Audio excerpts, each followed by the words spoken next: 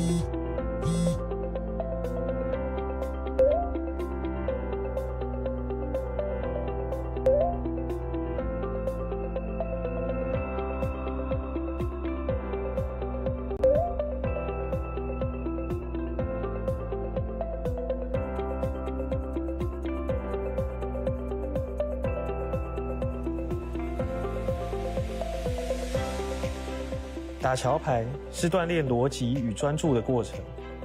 桥牌的意义不只在当下那局牌，而是让我们再次坐上同一张桌子。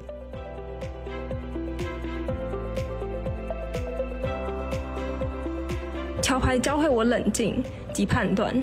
说真的，最开心的不是谁输谁赢，而是过程中可以跟一群朋友一起动脑、一起聊天、互相交流的感觉。其实玩桥牌不只可以增进彼此友谊，还可以让大脑运转、延迟老化，不断思考的下一步，也是另一种促进身心健康的方式。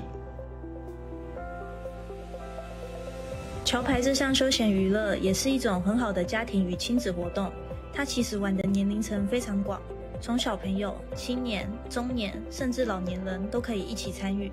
它可以打很久，也可以一直维持情谊的管道。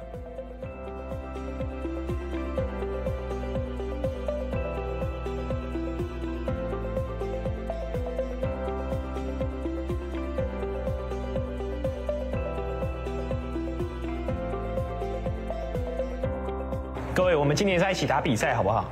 什么比赛呢？超级大专杯怎么样？好啊，打。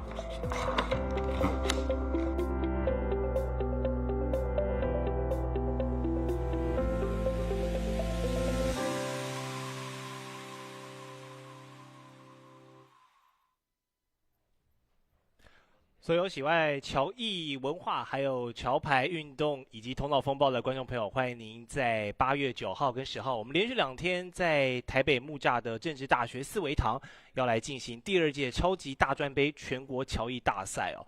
然后这个赛程呢，可以说是在桥艺文化界的老中青三代呢，大家都会来参加，所以说是非常盛大的一个桥艺的大派对。那大家早安，我是今天的主播董静乔。那因为我是桥牌的小白哦，很多这种比较高端的想法跟思维呢，我可能要消化一下，所以我们今天邀请到一位可以看门道的评审老师，是2023年杭州亚运桥艺混合的团体赛金牌，我们的陈冠轩女士，也是网络上的自媒体桥牌 QQ 少女的 QQ 老师，和我们一起来讲评。老师早安。主播早安，观众朋友早安。想问一下 QQ 老师哦，就是对于桥牌这项运动它有很多大大小小的赛事嘛，那对于我们的超级大专杯，您以前在打桥牌的时候，对于这个杯赛的印象是怎么样？其实这个超级大专杯它才举办了2年，然后这个比赛就是可以让大家回忆起说当初在大学的时候，因为我们大学有一个大专杯，但它就是限制在校生才可以打。那这个超级大专杯可以有一个机会，是让已经毕业过往的校友对过往的校友，想起来哦，我当初跟这个搭档，这个老朋友在桥牌桌上一同思考厮杀，甚至可能会相爱相杀这个回忆，对，就是已经毕业桥友，即使可能之前工作很忙，或是要顾家庭，还有这个机会可以重回这个桥坛，来跟之前的老朋友一起再参加比赛。是，所以我们今天的赛程哦，的确是会有这个在校组的学生以及这个常青组的选手们在里面。那当然呢，今天的这个名单哦，如果观众朋友待会转播看到一些熟面孔，也不用太惊讶哦，因为也是有我们这个半导体界的大咖哦，今天也是有参赛。待会随着比赛的开始，我们再陆续跟大家介绍。那想问一下 QQ 老师哦，对于桥牌，因为是一个考验这个经验跟脑力的运动，所以您在跟这个同辈的选手较量，或者是跟你比较资深的选手较量，你觉得最大的差别是什么？可能比较资深的桥手会根据我以往的经验啊，然后对于他们的了解，我可以比较清楚的了解他们可能这步可能在想什么，我要怎么做应对。那可能比较年轻的小手，他比较可能刚学牌经验比较没有那么多，但是他可能思维啊是更奔放的，他可能有更多的创意性。那这时候可能我就要顾虑到更多我以前没有顾虑到的东西。好，我们的第一场比赛就是非常有看点的，大家透过转播镜头也可以看到。是台大智慧代表的2位选手张宗谋先生搭档黄光辉先生黄光辉先生是我们亚洲的桥牌王，那张宗谋先生大家都知道，台积电的创办人，也是台湾半导体界的这个先行者。那他们2个是南北家，那我们在桥牌是南北家是一个组合，然后来对抗东西家。那东西家是这个 BTU 好友，他们也是台大的桥艺社，所以算是一场台大内战，由郑宏仁搭档的是吴彦斌。没错，黄光辉他是我们称为的亚洲桥王，那他非常的厉害，他是师大附中，然后台大的毕业，然后他曾经获得百慕大杯世界杯的第2名，所以被大家誉为亚洲桥王，非常的厉害。待会来看一下他跟张宗谋先生 Morris 他们的搭档会怎么样。好，我们现在进行的这个部分就是桥牌一开始我们要订定合约的教牌的阶段嘛。没错，然后南北家他们这边是黄光辉跟张宗谋，他们应该采用的是自然制。然后开15网，我们先表示了我们的平均牌跟15、10到17的牌力。所以其实2位选手在牌桌上，他们是没有办法透过一些什么小动作或者是什么情况，所以通常都是用教品在暗示队友自己手上的一些策略，对不对？对，这些都是我们事前约定好的制度，然后在牌桌上经过这种无声的沟通。好，那因为南家它只有6个牌点，那通常我们桥牌的话，我们是通常是25个点会叫到成局。那我们刚刚有说15、17，对，15到17，然后最多也是17嘛，然后手上就有6个，所以17加6就有23，所以我们没有叫到成局，所以他就选择 pass 这个义务网。是。好，那西家他们可能对义务网有一些特别的约定，那通常我们会打这个应该是。通常会打 don't， 这个是特约，然后他的2黑桃可能通常保证了黑桃还有带梅花，所以他就叫出来他黑桃牌组。那现在就是另外3家都 pass， 所以我们2黑桃的这个合约就成立后，由西家来做庄。好，对，所以是打2黑桃。那通常我们合约是。首影是庄家左手边，所以现在是西家坐庄，所以是北家先手攻。北家先打，北家就直接打了一个梅花 A。对，那通常我们对抗这种王牌合约啊，我们这种连号，像现在有 AK 的连号，会先攻出来。那有2种原因，第一个是像现在梅花 A King 拔掉之后，南家只有2张梅花嘛，它可以王吃，这就是为什么要手拔 A King 的原因。那第2点是攻连号张可能可以顶出敌方的大牌，这就是为什么手攻通常会有 A King 会先拔 A 的原因。那现在就是顺利的找到黑桃王吃，对。好，那现在南家上手，看他现在吃到3副牌。那以现在的分析来说，现在梅花不掉，方块也不会被敌方吃掉。那西家这个红心单张，所以还会再掉一个红心。但现在可以看到王牌啊，北家是拿了 King Jack 8-2，那都在庄家的 A Queen 后面，所以会至少可以再吃到2到3副黑桃。是，所以黑桃的部分待会还会有很多的变数。因为这是王牌，所以他几乎一定可以吃得到这么多。对。那其实西家心里也有数，因为北家已经开叫15、17点，然后现在南家出了红心 A， 所以几乎可以预测得到其他的牌力都在北家手中。好，我们可以看一下双梦家分析。对，可以放得到，就算我们努力吃到最多副，还是会当晚。因为我们刚刚有说黑桃梅花 A King 王吃已经掉了3副，红心有地方掉1副，我们可以看到黑桃 King 勾在庄家的 A Queen 后面一定可以吃得到2副。所以至少会当晚上。是，老师，我们现在看到这个牌上面，这个梦家分析这个牌下面的这个号码牌代表是什么意思？这个叫双梦夹分析，那它会根据现在的合约还有现在的状况，现在是刚刚是看一下是西家王吃，所以是现在西家打牌，那它会显示说这个1红色的代表说会当，就是没有办法完成合约，那这个1就是当完，那这个2就是当出。那如果它是绿色的话，就代表说可以完成合约。那1就是超1，2就是超2，这是所谓的双梦夹分析。那我们可以看一下另外一桌的情况。另外一边第一排已经打完了吗？怎么已经到第2排了？可能打得比较快哦。可是他第1排没有结果。好，没关系，那我们接回来继续看好了。好，这里出了一个对黑桃 K，对他刚刚下桌就是用方块下桌去偷黑桃，那果不其然没有偷到。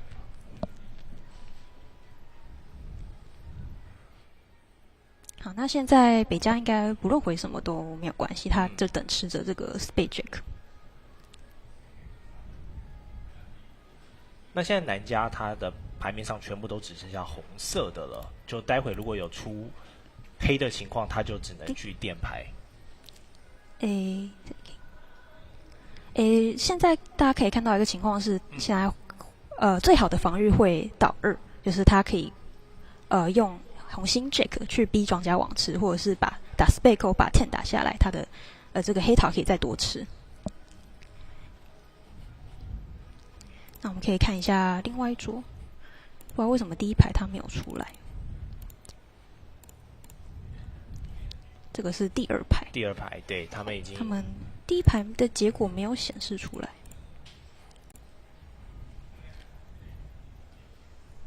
他们现在的教品也是选择以2黑桃来打开这个合约。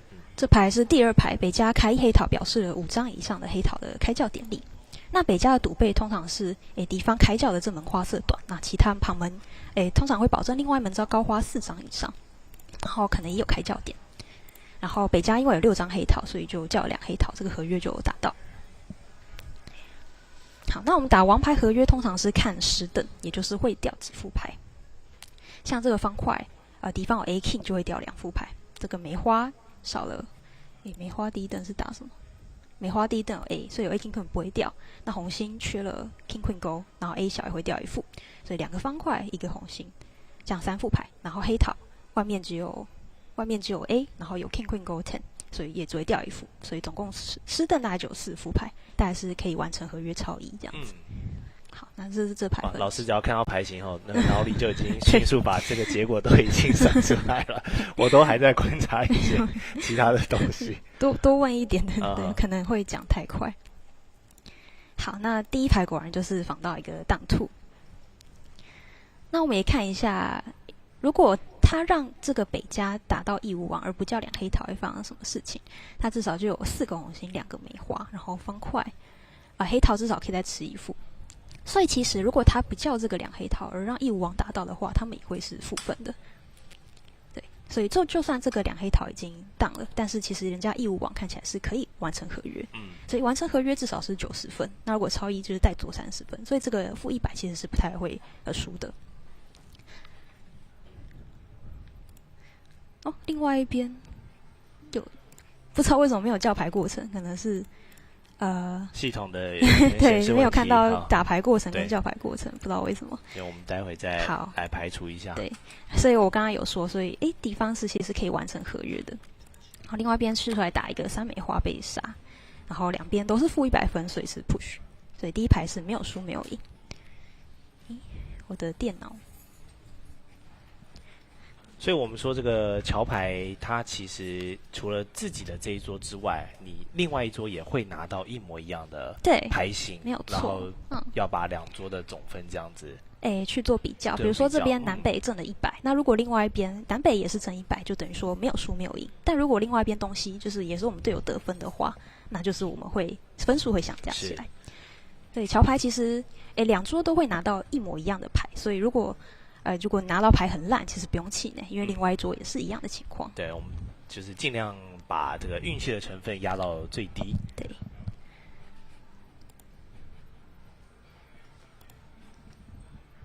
这桌，我猜这个转播应该是有什么问题，就是西家应该是北家，对，不太可能是西家打这个两黑桃，应该是有什么问题。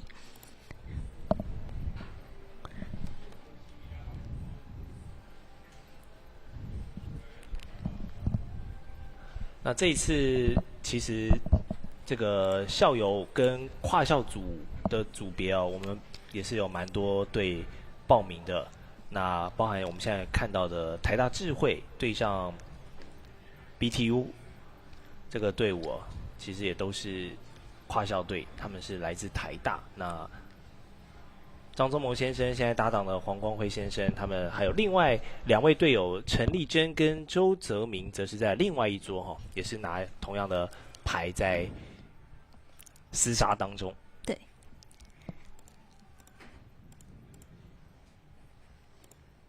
好，那我们回来看黄光辉这一桌。好，那我看到他们才刚开始打第一副牌，我就先把这个整副牌先弄出来。好，他们这个合约最后是以3红星成立的。好，南家一样是开叫了15到17的义务网。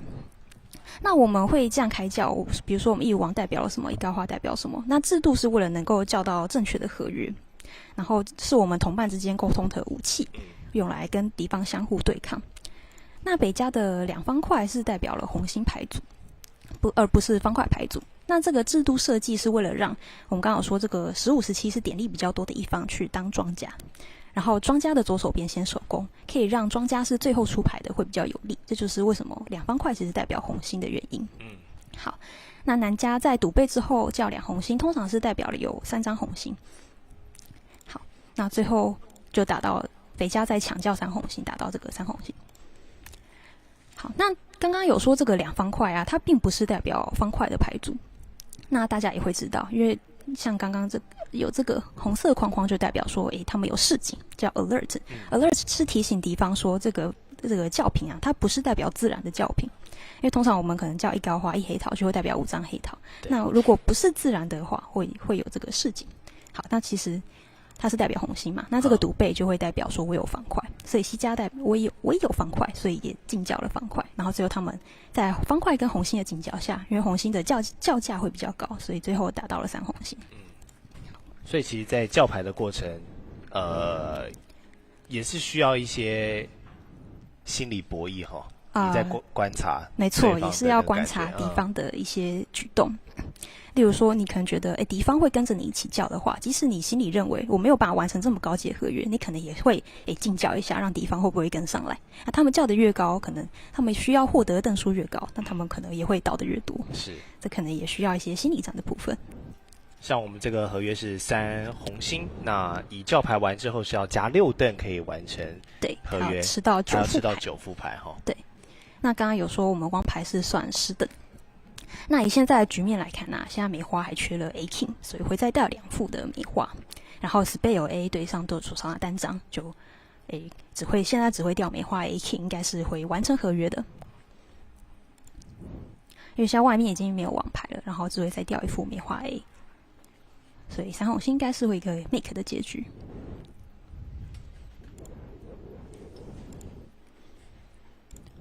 我刚刚看。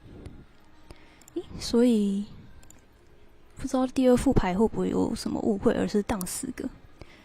好，那如果转播无误的话，那应该是平常是我们不会拿这么不好的牌开叫，但是现在是有一个情况是我们没有升价，那我们没有升价，我们导的合约会导的分数会比较少，那他可能以第3家亲开叫，又只有4张的情况下去开叫，然后他们的2枚花是 Dury。通常我们的 Jury 会有黑桃支持，那他们可能不知道有什么误会，就打了2黑桃，然后最后是很有趣的是，另外一边打2黑桃，做成超1，然后这边倒了4个，然后他们只有输了2分。这可能也就是轻开叫会干扰到敌方，但自己也会出国的一个范例。好，那刚刚说的第3排果不其然就是一个完成合约。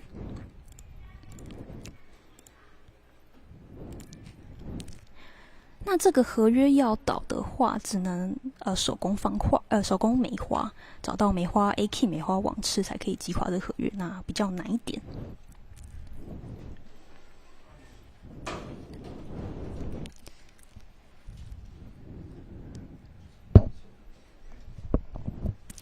那桥牌其实有很多的尔虞我诈，例如刚刚的一黑桃，其实它有点算诈交，其实就是一个例子。然后也不知道会发生什么事情，就是某种程度上可以干扰到敌方，但是其实在这个情况下也是欺骗同伴。但是这个欺骗是不可以让同伴之间说好的，这是不行的。所有教牌的这个教评是要跟所有对手都有解释的，所以也会骗到同伴。对。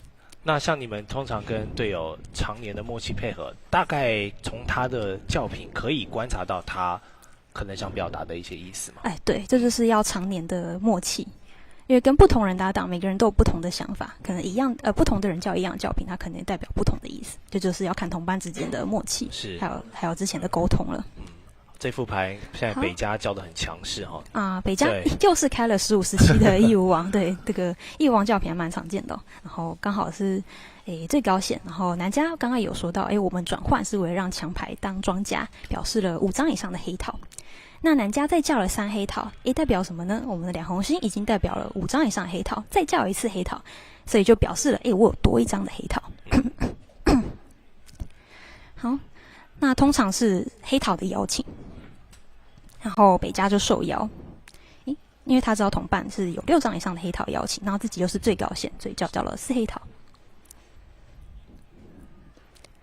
好，那这个情况下是东家要手赢，对，东家要来先出牌，这样子南北家4黑桃合约成立，他们要10邓对，他们要吃到10邓。那初步来看一下，王牌合约是算10邓。那看起来梅花要丢1邓，方块也要丢1邓，然后黑桃看起来这个黑桃组合不太容易打对，因为现在情况是西家有长网4张黑桃。那正常情况来讲，就是可能会把 spade， 然后看下一张怎么打，但是现在刚好是西家有4张网牌。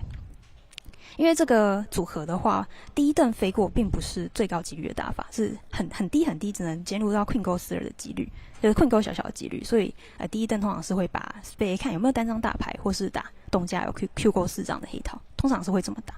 但这牌刚好牌长成这样，很可能会打错王牌，就是王牌的打法可能会打错，然后对可能会多掉一副王牌。那这没有办法，因为我们桥牌看不到敌方的牌，我们只能按照我们学过最高几率打法去打。我们要想办法兼顾最多的型，而不是最低的型。好，那果然就是到 Spade A， 接着打了 Spade 8，对，然后东家已经没有牌了，他只能垫一个红心2。那我们垫牌也是有讲究的就是我们垫牌当没有这个花色的时候，第一个人出的花色，我们只能出其他花色。对，那我们有所谓的防御信号。那我看这个垫牌，它是垫了红心2。那通常现在很多人是打反信号，垫小牌表示该门花色有大牌。就告诉了同伴说，我红心有大牌，如果你等一下上手，你可以回应红心。是，确实也是这样。对，因为东家他现在手握 K 跟 Q。对，就是垫牌也是一个传递讯息的一个手段。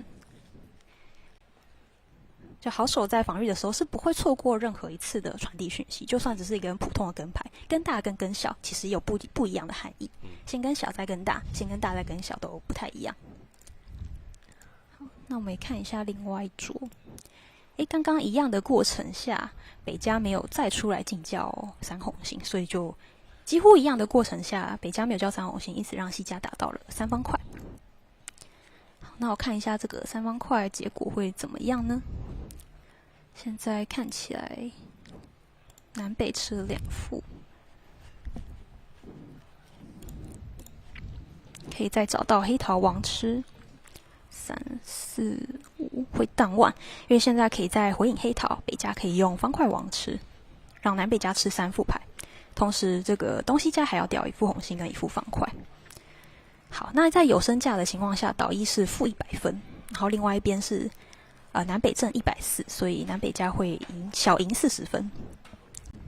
老师眼睛这把4家的牌扫一下，大概就可以算出对可能的走向了对，基本上就是会算失等，就是你还要给敌方哪些牌，就是基本上看还有哪些缺失的牌，缺失的大牌就可以大略的算得出来。好，那我们再来回来看一下这个4黑桃。不过这时候局势会有一些变化，就是因为虽然刚刚看起来，南北家好像要再掉一副方块，但是现在因为梅花外面是平均的分配，所以我们再打梅花 Queen， 再打梅花勾，是可以再用这个第四张梅花把这个方块的10灯点掉。同时，因为现在东家没有办法主动攻击方块，因为庄家有方块 A10， 如果你打的小方块10就会吃得到，就不会再掉方块。所以表面上看好像方块还是有10灯，但是由于梅花的平均分配，我们可以再用这个梅花的银灯垫掉这个方块的10灯。那如果今天换一下好了，把这个梅花9给西家，那梅花就不会是银灯，就是因为它还有10 9小，你打 Queen 勾，它还有这个10守着你，你就没有办法用梅花垫掉你的10灯。所以今天梅花平均分配，让你柳暗花明又一村。即使你的王牌是不平均分配，你还是有办法完成合约。就是要掌握每一个机会。那同时，这个方块10也很重要啊。如果你没有方块10，它这时候在没有，还是可以。对，它就算没有方块，它只有没有 A King 就可以。对，就算它现在只是攻击方块，你还是可以用 A 吃起来去紧急垫牌。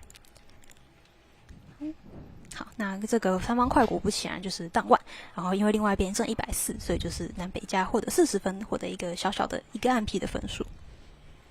好，那我们来看一下这边的南北家叫牌过程，应该也是会交到这个4黑桃的一局。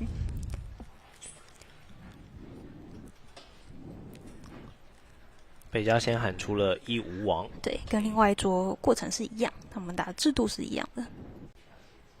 现在是2比1小小的比数。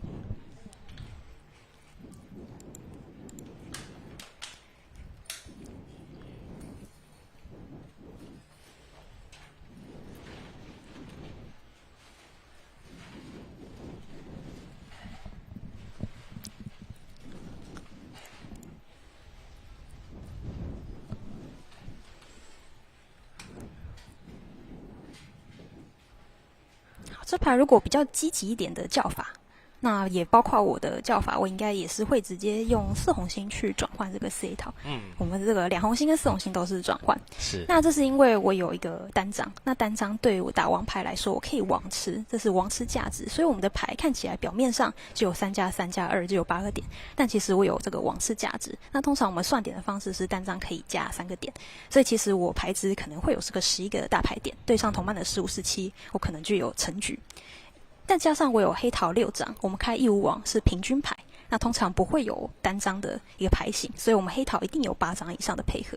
在王牌配合的情况下，还有单张的支持，我们就可以叫到4黑桃，就是我有11个大牌点，对上同伴15、17，我们应该有26个点的牌值，所以直接转换叫成一局。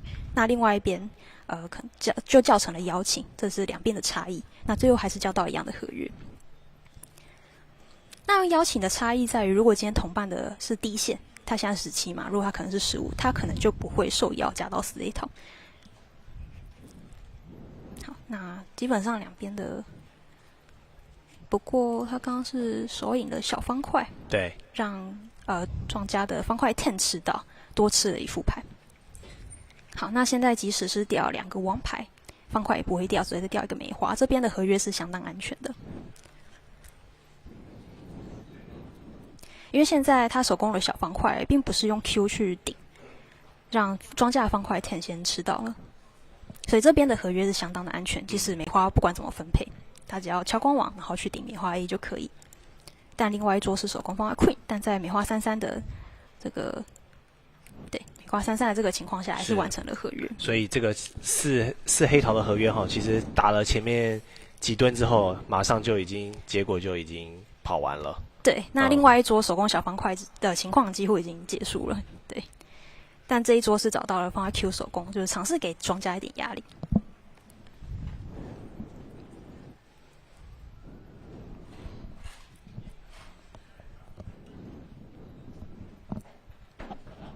老师，通常你们在打桥牌，大概要打到几副就可以比较好的掌握对对方的这个出牌习惯，或者是他们的一些暗示？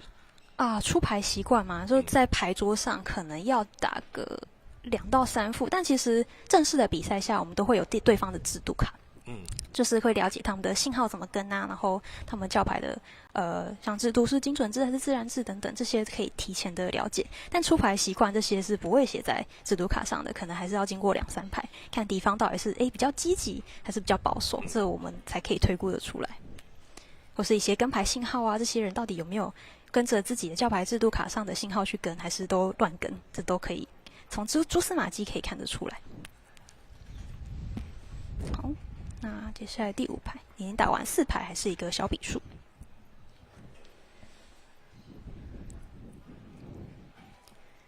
包含今天我们都还没有看到这个有喊出 double 合约的成立说最后赌背嘛，最后赌背就是处罚，对。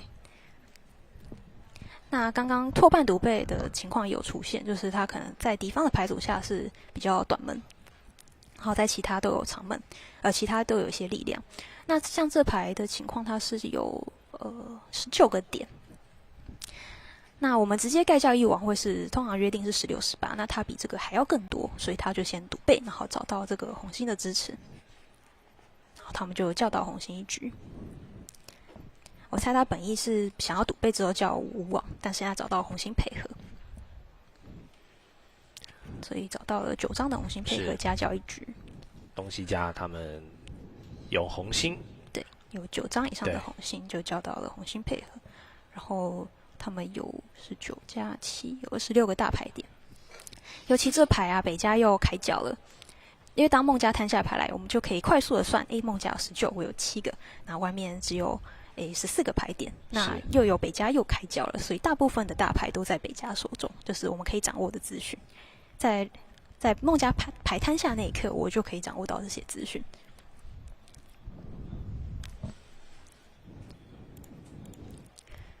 那老师，如果像你以往在出赛的过程，如果你的队友当庄你当孟家的时候，因为孟家就必须要听庄家的指示嘛，对，那你通常呢作为孟家的角色是要做到什么样的工作？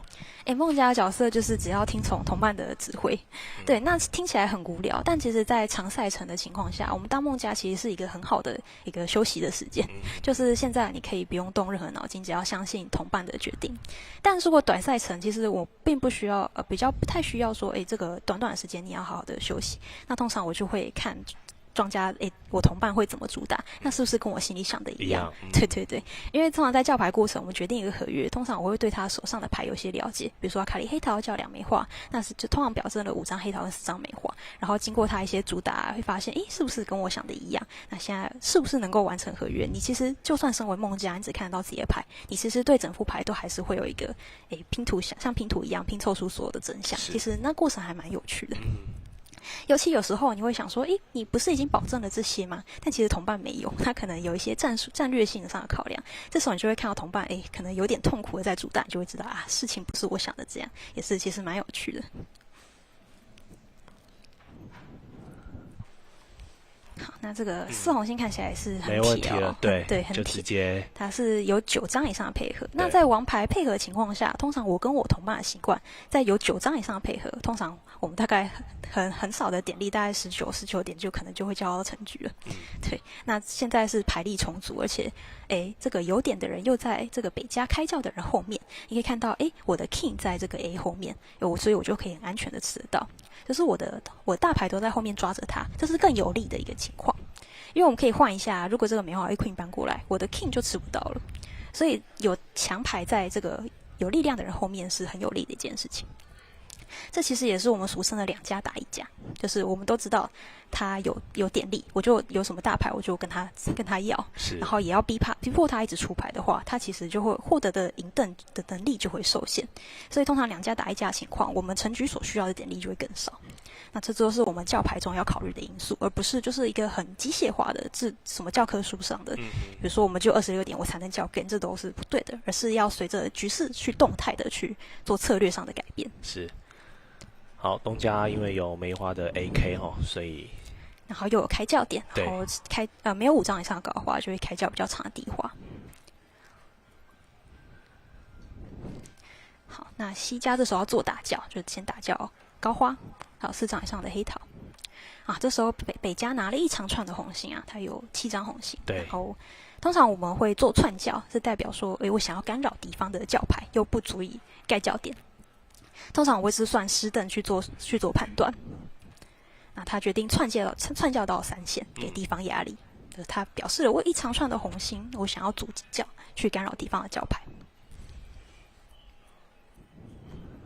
好，因为如果数字相同，就是要花色上比对方大，所以东家就没有办法再叫回到3的梅花，必须要用3黑桃叫出这一次的叫品。对，那通常再叫一次花色的话，会要保证比较多的张数。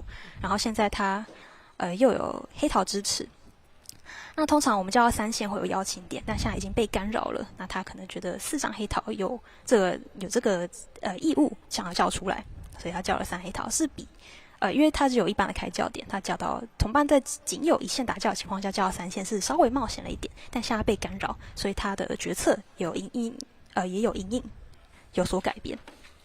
那西家凭借了5-5的牌型，然后有单张，然后很高兴的加叫了4黑桃。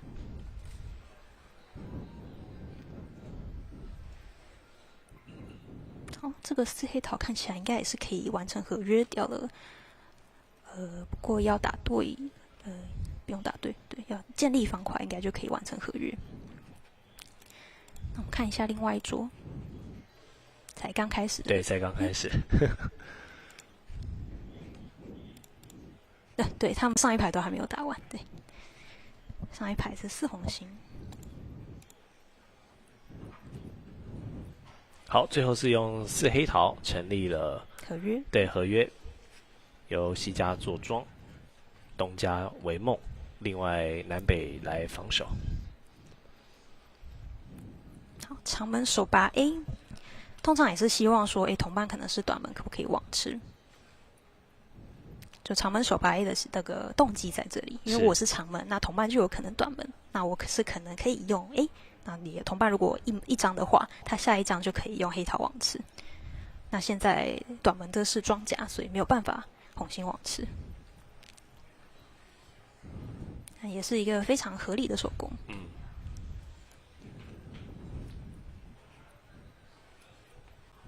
尤其他又自己看到自己王牌短嘛，自己王牌短，同伴就可能长网，所以想要找到同伴的网池，就手工红心 A 的理由在这里。就手工其实是一件很难的事情啊，它只能由叫牌，然后自己的牌去决定这13张牌里面到底有攻哪一张或哪一门可以击垮合约。就是手工是要依靠一些准则跟经验。像现在手把 A， 当然教科书上是不会教手工怎么很确切的去击垮合约，而是要听叫牌，然后看自己手上的牌去决定。综合很多对，综合非常多的因素，所以手工其实是防御中非常难的部分，因为你看不到其他人的牌。你手工之后才看得到盟家的牌，才有更多的资讯。好，持续再出。对，希望能够红心做攻击。对，希望能够找到网吃。但老师，他这一张出8的理由是什么？因为它上面还有更多的。对，他有，我们可以看到他有 10、9、8、6、5、4，而他选择了中间，对，代表说，我好像没有很建议你续攻的花色，就是因为他自己拿了王牌，同伴回低花都不欢迎，所以他选择了中间。他不想回太低，说，我有梅花大牌。其实看到桌上的牌，应该也知道他没有梅花大牌。他就是告诉同伴说，我梅花跟方块其实都不欢迎你攻，所以其实这个回攻哪一张都是有讲究的。我们这个叫做花色选择。如果比如说我现在很欢迎你攻比较高的花色，我可能就会回红心10，也就是花色选择。好，庄家就是先建立方块，小方块到10。顶出了方块 King， 所以现在方块 A Queen 都打了，所以现在他只要再网吃一次，这个方块就这个花色就会好了，因为外面只剩下 Jake 打了 A Queen， 外面剩下方块9，他只要网吃一次方块就手上的方块就会打了，那只剩下顶出黑桃 A 的这个问题，也不是什么问题，对，就只要顶出黑桃 A， 然后网吃方块，你就可以完成合约。应该只会再输一副黑桃 A， 对，没有错。那这个双梦加分析啊，刚好说这是绿色的话，这个等于就是刚好可以完成，完成就是等于没有加也没有减，是刚好等于可以吃到10副牌的意思。就是在没有失误的状况下。对，就不论他出哪一张，庄家都有办法可以完成合约的意思。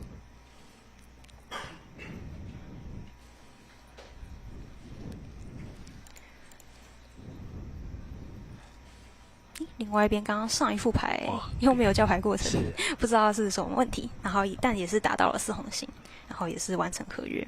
哇，这边喊到了5红星哎，喊到了因为可能是身价有利的关系，然后南家就决定拿了红星 King Queen， 然后去叫了5红星。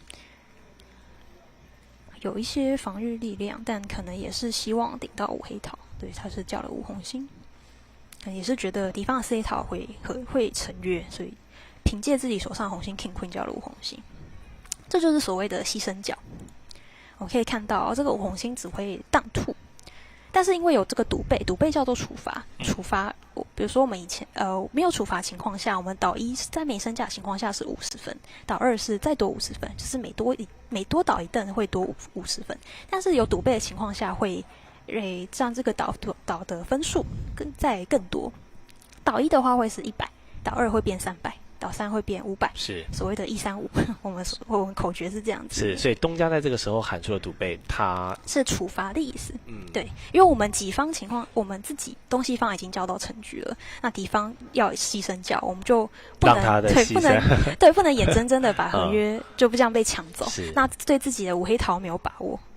为什么又重发牌？他可能再叫一次。他好像反了。好，看他会不会修复。他这个系统有点问题。对，他没事。再一次。我们现在右边在进行赛局的4位选手，分别是来大台大智慧的张宗谋搭档黄光辉，对上 BTU 好友的郑宏仁以吴彦斌。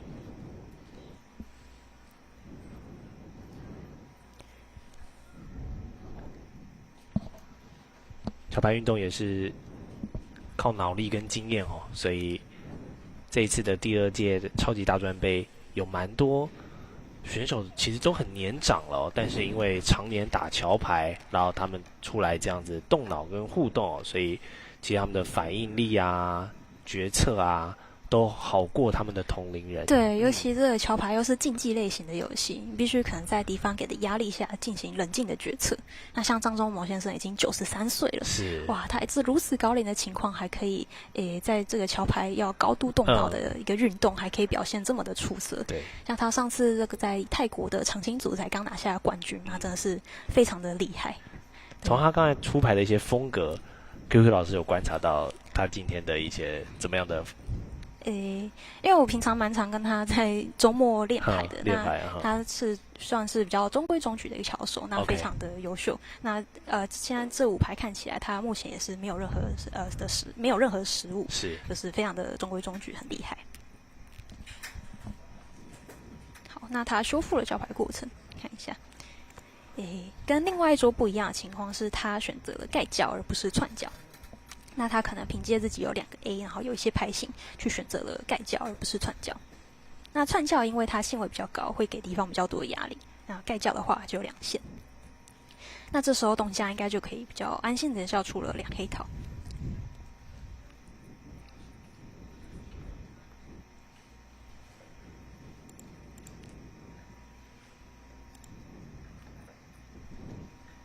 好，这就是这个第6排啊，想讲一下，这个就是典型的这个点力不够，像东家只有13个点，然后西家只有7个点，加起来就20个点，但是却叫成了4黑桃可以成局，这就是所谓的牌型的力量。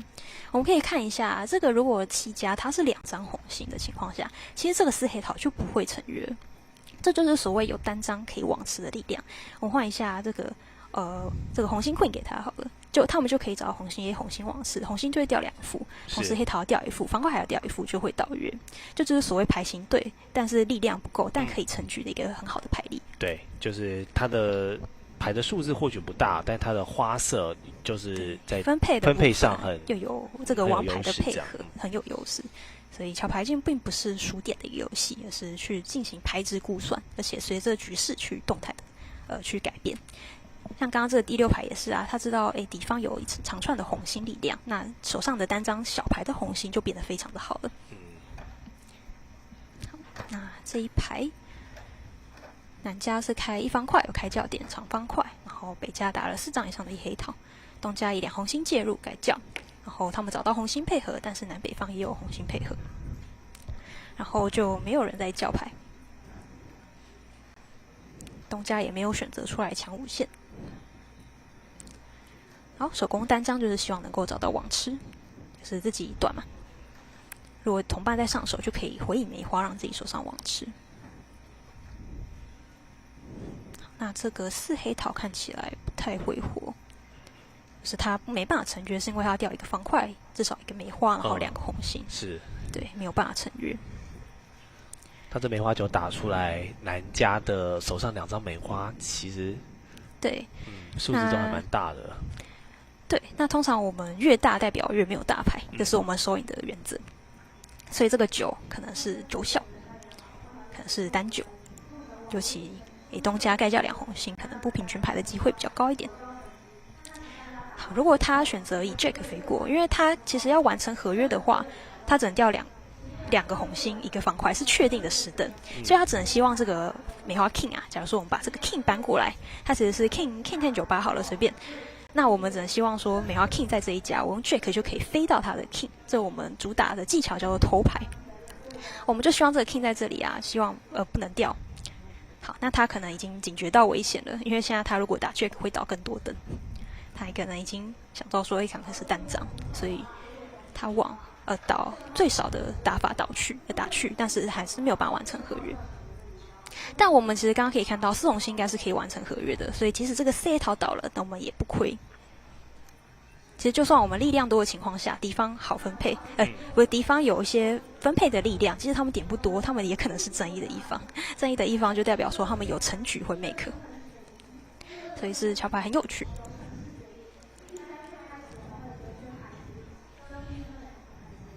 好，这另外一桌依然停在这一副，好像没有继续完成这个叫牌。对，还停留在这一副。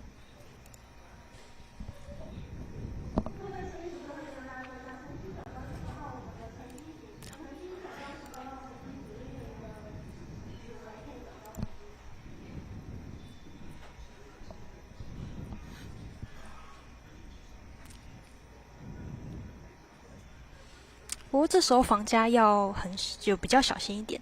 我们可以直接看双梦家分析，可以看到说，我回引其他花色都可以让庄家完成合约。所以防御上也要小心。我是现在要先提取红心银镫，防止说，之后庄家用这个已经大了的方块 King 去垫掉红心10等，所以现在要先把红心10等提掉。对。尤其东西家红心是他们的一个优势牌型。对，尤其叫牌已经，叫牌已经出来了，就叫牌已经把2红心、4红心就叫出来，我们的己方的力量应该是在红心。那刚刚的罚红心 A， 那西家应该有跟出红心的张数。那如果他们张数够娴熟的话，应该是可以知道红心可以提到2副牌。那这时候转攻方块已经没有办法。之后的这个方块1、2、3。时候他再打方块就可以垫掉。老师，刚才西家垫了那个红心 K， 是为什么要垫？通常我们垫牌垫顶张的话，会代表说我下面还有大牌，就是我垫 Queen 可能底下还有这个，垫 King 底下还有 Queen， 这是传达讯息的方式。对，但现在因为没有提取掉红心银镫，然后他就可以用这个方块 10 去垫1张10等，方块9等一下可以再垫掉1张梅花。但其实也没关系，可以忘吃。对，因为没有及时的提取红心，让庄家完成了4A 套。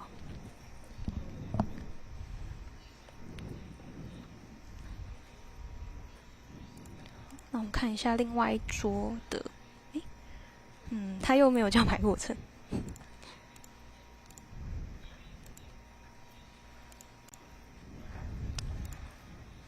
他这个庄位应该是错了，应该是北家才对。他这个可能叫牌过程上有误。对，应该是北家打5红心当兔。对，对他们才有长红心，不可能是东西家只有4张网去打5红心，还只有当涂。对，我们对这个有误值，所以这一排的结果应该是这个南北加负2，就是倒2，然后负300，然后另外一桌620，所以620减300是320分。这边的南北加会得320分，而不是现在的这个双得。对，这排应该等一下会做修正。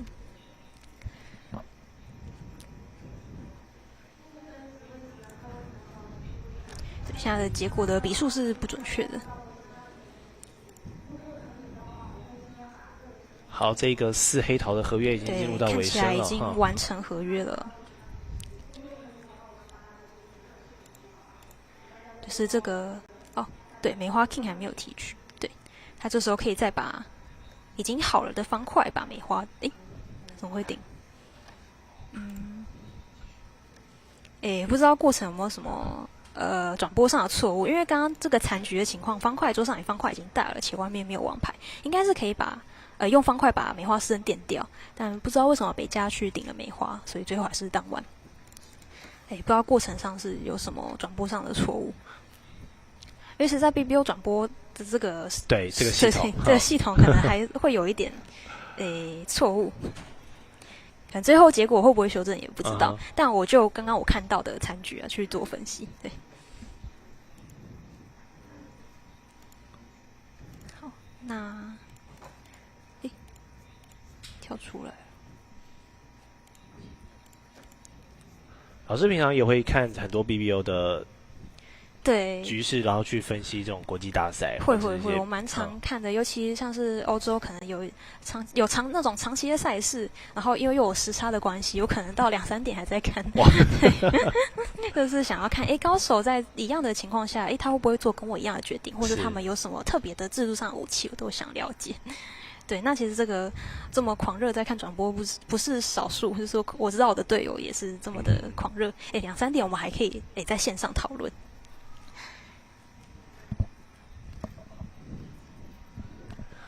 那比起很多不管是像棋艺啦，或者是这几年流行的德州扑克，或者是我们华人经常在打的这种麻将，就是也都是要做牌型的然后一些对称。那老师觉得桥牌跟这些其他的这种牌艺类，你觉得桥牌比较特别的地方在？当然我知道叫合约这个地方是比较其他的一些运动没有的。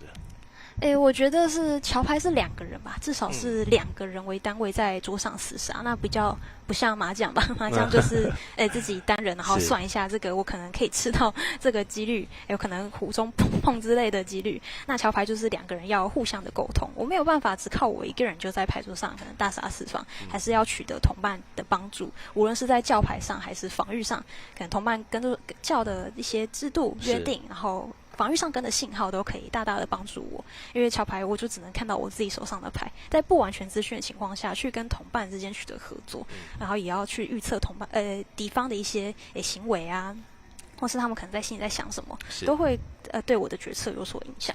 所以我觉得差别很大的是我要跟同伴一起合作。我们桥牌是2个人实行，去遇荣俱荣，遇损俱损。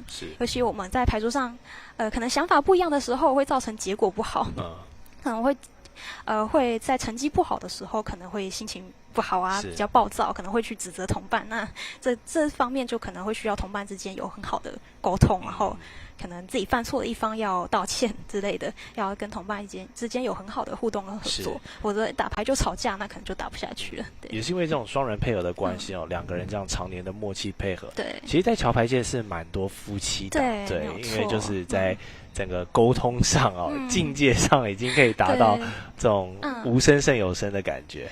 对，尤其像我们亚运的队友，范高来跟蔡普雅就是一对夫妻，然后在得完亚运金牌之后也很幸福美满，有一个女儿，他们就是在感情上跟桥牌上都有一个很好的沟通，对，就是因为打桥牌去认识解释，好互相彼此欣赏，在牌桌上也可以当彼此最有力的同伴，好，对，就是很浪漫的一件事情。是。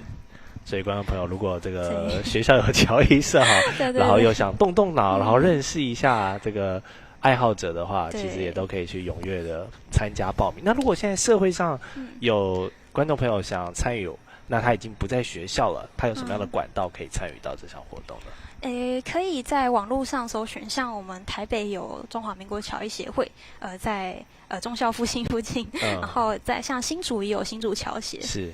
桃园也有桃园侨协，就各个地方都有。然后对，台中也有台中侨协，然后台南也有，高雄好像也有。对，其实这各个地方都有侨艺的协会，然后侨艺俱乐部，然后我们在上面在那边也可以挂单，就是即使你没有同伴，你想学拍，也可以在我们的网页上，中华民国侨艺协会网页上有一个挂单寻找同伴的一个专区，然后也可以直接来我们侨协，然后去做询问，是基本上都可以找得到同伴跟老师，对。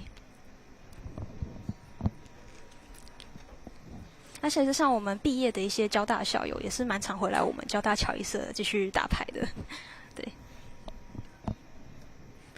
好，然后我们继续看，好，我们继续来看这一组好了。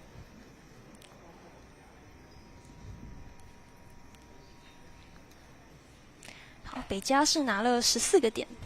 但是凭借了这个方块 King Queen Go， 然后这个长门是有些人会选择增值开1-5王的，是有些人的选择。那这牌的北加选择开1方块，好，被东加盖角，这是所谓的在敌方开教之后，加入进教叫做盖教。那这个一高花一样表示了5张的以上的高花。那南家自己本来也要打叫一红型的，但已经被别人叫走。对。然后自己也没有办法有足够的点力叫1-5王，所以就选择 pass。那通常我们1-5王要8阵，通常是这样子约定。然后红心应该会有挡仗，就是有大牌，不会让敌方说一攻红心就让敌方就吃光光。对。所以我们光是看前面这样子的教品其实就很多资讯大概之类就知道说大家的王牌大概是什么牌型。牌型就是7家表示黑桃，那东家要支持，所以我们已经看到，东家至少8张以上的高花。好，然后西家得到支持，就是他有6张以上的黑桃，同伴至少3张，所以又找到了9张以上的王牌。那加上自己的牌型点，也至少14以上。对。好，那就叫成了4黑桃一局。4黑桃，叫黑桃成局。黑桃成局的合约加6邓，所以这一局要赢下10邓。那看一下这个局势，会掉2副方块，因为方块 A King 在外面，梅花可以王吃，红心 King 又可以垫1张梅花，所以只要梅花 A King 梅花王吃，用黑桃王吃1次就可以解决掉手上梅花10邓，同时只要再掉1副黑桃 A 就可以完成合约，所以这个4黑桃看起来是可以很安全的完成的。老师通常在拿到自己的牌，然后孟家的牌秀出来，你估这样牌型之后，你大概要打到几轮就大概可以算出差不多。因为我看你刚刚，当然我们现在是有上帝视角，所以可以很快算出来。但如果实际上坐在牌桌的话，我们就是要根据这个叫牌过程啊。但因为现在的情况下，1方块、2方块，通常我们是保证了6张，通常是这样子没有错。但现在他以 A King Queen Go小去做增值，觉得这里5方块够坚强，尤其在敌方可能有高花配合情况下，同伴有方块配合机会很高，所以他其实是以5张去叫成6张的。但是在主打过程中，我们如果需要的话，我就会打他6张方块，然后再以比如说王牌，我可以很快的看出他有2张，然后去拼凑说他2门是这样子。那我再打第3门，看他会不会去跟出信号之类的，或是他可能大牌啊，或者号码会不会调出等等，去这样去推算。所以其实每一排情况是不太一样的。但是从叫牌大概跟个打出2门之后，我大概就可以拼凑出所有牌的全貌。所以每牌其实是情况不一样，尤其现在的主打，我并不需要知道外面是什么分配的情况，对，所以这牌我并不需要去花费脑力去猜敌方的牌可能是长什么样子。对，每牌不太一样，但是尽可能的收集线索是一个巧手必备的技能。所以即使在同孟家摊牌之前，我就会先复习一下叫牌过程，我现在知道了哪些资讯。现在这一桌4人都是来自台大，这一次我们的校友跟跨校组别里面，这个挂有 BTU， 就是台大侨艺社的队伍就有3队哦，分别是 BTU 老中青、BTU 好友跟 BTU 好奇。然后现在在牌桌上的是好友队，那能挂上这个台大智慧的，就是真的是要蛮资深的大学长了。所以是由张宗谋先生、黄光辉先生，还有陈立进跟周泽明，对，陈立正先生跟周泽明，对，他们2位是相对比较年轻的一个他们也是亚运上一届亚运的成员，是在男子队的成员，所以都是实力坚强，所以真的可以挂上智慧啊，对啊，非常的厉害。不管是在牌桌上，还是在这个各自的领域，对，都是发光发热。好，那另外一桌也是进行到这一副牌了。然后南家可能凭借长门红心，然后可能他们约定上有不太一样的情况，他选择了达教义武王，但还是没有办法阻止说喜家出来，去建设性的介绍出黑桃。那看起来叫到4黑桃也是已经决定的事情。2黑桃叫出来之后，几乎已经奠定了叫到4黑桃的基础。对，即使南家出来叫了义武王，还是没有办法阻止这个2黑桃。但今天我们看这2桌，其实都还蛮。在叫牌上都还处在一个合理的状况，都大概叫4就蛮克制了，好像也有一个5，对不对？啊，有一个5是因为牺牲打，对，所以就是对，它是牺牲角。那通常因为4黑桃它是4高花是一个成局的限位，对，所以成局它是有成局奖分，但接下来是要到满贯了，要叫到6才会有额外的奖分。所以通常如果我们可以的话，就会尽量的提在4，没有多余的力量，我们就会尽量提到4，因为叫到5我要吃到11等，我可能就有吃到10等的能力，或是外面可能坏分配啊，遭遇到网吃，可能就遭遇不测就会倒掉。那这一来一回，人家有成局奖分，我却负分，这差很多。所以通常我们可以的话，我们就会停在4线。我们通常桥牌的原则是，尽量会赢的原则是，我们叫 game 要积极，因为成局要积极，有成局奖分，而叫满贯要稍微保守一点。好，第2桌这边就叫出了5方块，然后马上西家就给了惩罚了。对，也是牺牲打，就是5方块，他也是想要牺牲，可能也是看在这个身价。是每身价导约分数会比较低，因为敌方如果有身价的成局会有620，4黑桃 make 是620分，这里。另外一桌就是顺利的4黑桃成局是620分，但是这个5方块这个没有身价情况，我刚刚也有讲是135，所以导1是100，导2是300，导3是500分。那他就算即使导3负了500分，还是比620分还要低，所以这就是我们常常没身价也可能会考虑牺牲的原因。对。但像这牌5方块可能会比较不乐观吗？我看一下会导几副。King 传应该会至少导4吗？对，导3，可能看一下局势会不会有变化。A King 传3、4，因为红心 A King 顶出来黑桃 A。顶黑桃可以先敲网去避免这个梅花网吃，手工这个黑桃。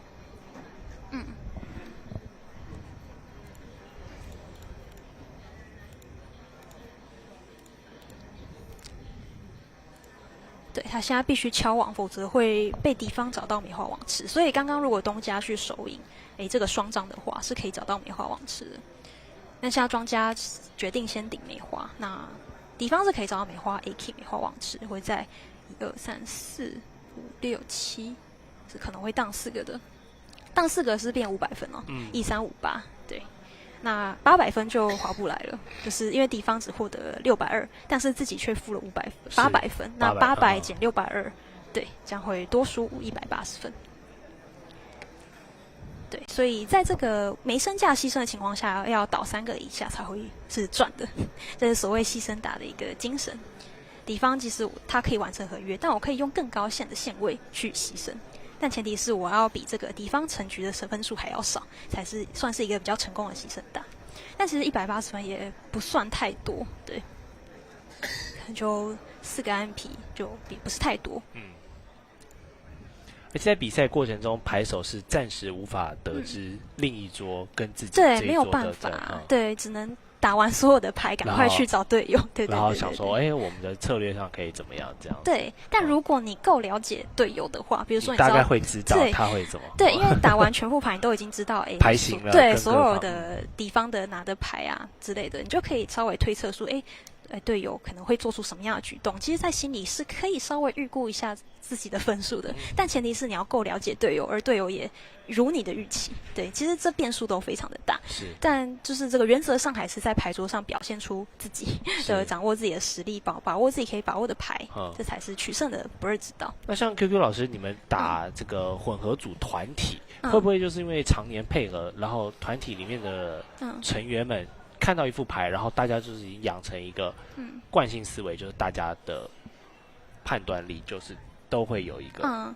如果是比较，比如说比较正常的牌，不能说比较有原则的牌，像刚刚的什么15、17开15王啊，要不要教 game 这种比较大家耳熟能详的牌，就是大家很熟悉的这种牌型，会比较正常，大家可能决定差不多的。但如果像这种比较牌型比较奇怪啊，比较边缘的牌，可能大家的决定会稍稍有些不一样。那我们常常会把这种牌拿出来，可以问一下大家的意见。对对对，可能有大家的想法，当然还是会不太一样。因为其实有些牌也很难讲，就是桥牌可能高空进教，在敌方的干扰下，其实这都非常的难以判断。对，桥牌还是有非常多的牌是比较难判断，只能依靠之前的经验啊，或者是看桥书，或是来自同伴的协助，才可以尽量做到最好的决定。真的，像我那时候还没有了解桥牌的时候，哇，我一看到合约我就觉得哇，这运动感觉不好上手又好难专精的感觉。它桥牌其实算比较好入门，但是比较难去进步跟专精，那要经过非常多的练习。我们是不是在推广上也有在推行一种是没有合约型的桥牌？没有合约迷吗？哦，迷你也是有合约，但是它比较不一样，是它跟合约桥牌不一样，它没有教牌，它不用经过这么复杂的教牌，而是直接把点力写在纸上，4家牌都知道。OK。然后直接有点力去决定庄梦家，就是两边上架超过20点的点多的那一方是庄家，那梦家直接把牌摊下来，你就可以直接决定合约，所以这其实减少了非常多的一些变数。像有牌型的人点少就是没办法当庄梦家，像刚刚我说19个点4黑桃却可以完成，这就是依靠牌型的力量，而在迷你桥牌就减少了很多种变数。但是迷你桥牌可以先训练的主打跟防御。那我自己也是从小学开始3到5年级，先从这个开始。小2的暑假，然后到5年级都是打迷你桥牌，就先训练的一件基本功。所以这个作为一个对于基层培训跟这个训练的一个上手管道，算是蛮好的。对，像牌张组合啊，要怎么选合约啊，怎么防御信号等等，这都是很好的练习。然后这些熟悉了之后，才再进入这个合约桥牌的世界。那另外一边是当时嘛，所以就是5个暗皮，就15个暗皮。他右下角写了一个接受毁牌啊，因为他可能他点错了，他点错。对，但桥牌是没有办法毁的，就是出了就不能收回来了。对，这是这个操作员的。对。OK。好，那这一排是东家有55的牌型，然后开了1黑桃，保证5张以上的黑桃。然后南家是比较积极的选择了赌背。那通常我们会比较稍微推荐是这个红心跟黑桃换过来，会比较建议赌背一点，因为我们赌背通常就是看敌方的牌组没有这么多的力量，然后保证了另外一门高花，这在赌背上会比较有原则性，同伴也会比较好叫牌。对，像同伴现在肯定会以为说，我红心肯定有配合，那事实上没有，那他们就以这个13对10的点力找到了3巫王，所以就喊巫王成立的巫王成局。思考是，其实他们是比较难停下来的，就是因为我刚刚有说，因为通常破半赌背我们会保证另外一门高花，所以北家他有8到10，然后4张红心，所以他跳叫了3红心。那南家知道红心没有配合的情况下，希望同伴有邀请点力，希望2家拿1家，所以叫到了3巫王，那只是比较不理想的合约的。就是点力不足，因为无王不像王牌，我可以王吃，我有单张王吃，我牌不足可以建立等等。无王通常依靠就是快银盾跟牌点力，所以通常我们会比较常叫到足点的3巫王。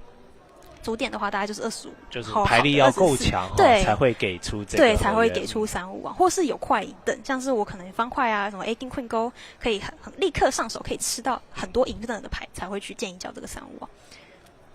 好，那这个3巫王看起来是有点困难啊，黑桃2副，红心2副，梅花方块2副，可能也没有办法。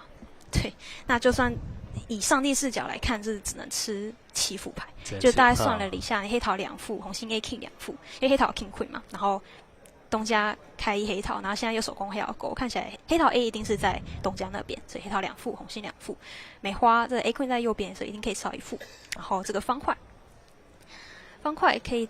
如果没有这个让敌方上手的一些时效的话，方块单看这门牌组可以吃到3副牌。我可以先打小方块到 Queen A， 然后再顶出这方块 King， 是可以吃到3副。但是敌方已经有足够多的银灯可以击垮你了，所以还是没有办法完成合约。所以他现在也只能建立方块，建立自己最强的牌组。那这也是打武网的一个准则，就是要去算银灯，建立自己的银灯。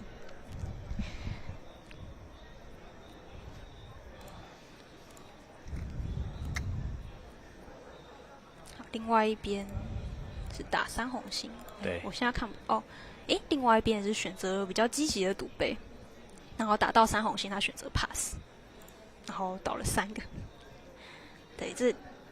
对，他破半赌背是一个可以用的武器，但如果没有办法用得好的话，可能会自己变成负分。如果他不赌背的话，很可能是让敌方打到2黑桃合约的，那可能防守2黑桃可能会比现在3红心荡3还要好得多。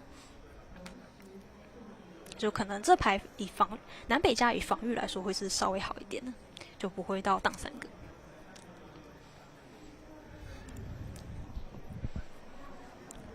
所以在正确的时机使用对的特约，在桥牌也是很重要的。就可能一个用不好，就会造成自己负分。所以桥牌是有很多很多的小细节。是。但当然，有时候拿这种牌赌背，当然也有可能会赢的时候。对，因为你根本就不知道同伴拿什么牌嘛。但我们就只能掌握说，我叫了什么，我们叫牌有原则、有保证，才可以让同伴有更好的判断。这才是打桥牌在制度上要跟同伴有很好的约定默契。好，我们的转播今天从早上的9点30分开始现在也来到第11副牌了。好，那这次的赛事是1圈14牌，那剩下4副牌。那通常我们打桥牌是1副牌平均是7分半左右。这个都有数据。对，有数据，对。但有人就会打得偏快啦，有些偏快，有偏慢。那如果太慢的话，是可能会被叫裁判的，就是会被叫 slow play。OK， 对，就是要防止说，时间到了还没打完的情况。对，因为桥牌好像没有特别在某一个环节要求选手的出牌速度，对不对？因为可能有些牌比较简单，像可能就铁牌直接10副牌，像刚刚一些4黑桃打得很快。对。那有些牌就是很边缘，可能要猜牌，可能要去思考所有的线索，去找出最高几率的打法，或期望值最高的角频，那可能就会比较复杂一点。所以这平均下来是7分半。好，北家的2方块也是外围有一个红框，代表它有特殊的意义。它不是代表方块。那我看起来他们的约定是一门高花，然后南家的2红心是 pass or correct， 就是如果北家是黑桃的话，他会改到2黑桃，那他们至少有10张黑桃配合，他就会再加教。那他现在是红心的话，北家就 pass， 他们就打这个2红心的合约。是2红心。好，就看起来他们的约定上是一门高花，对，就是一门红心或是黑桃，那他现在是红心就 pass 这个2红心，然后由南家主打。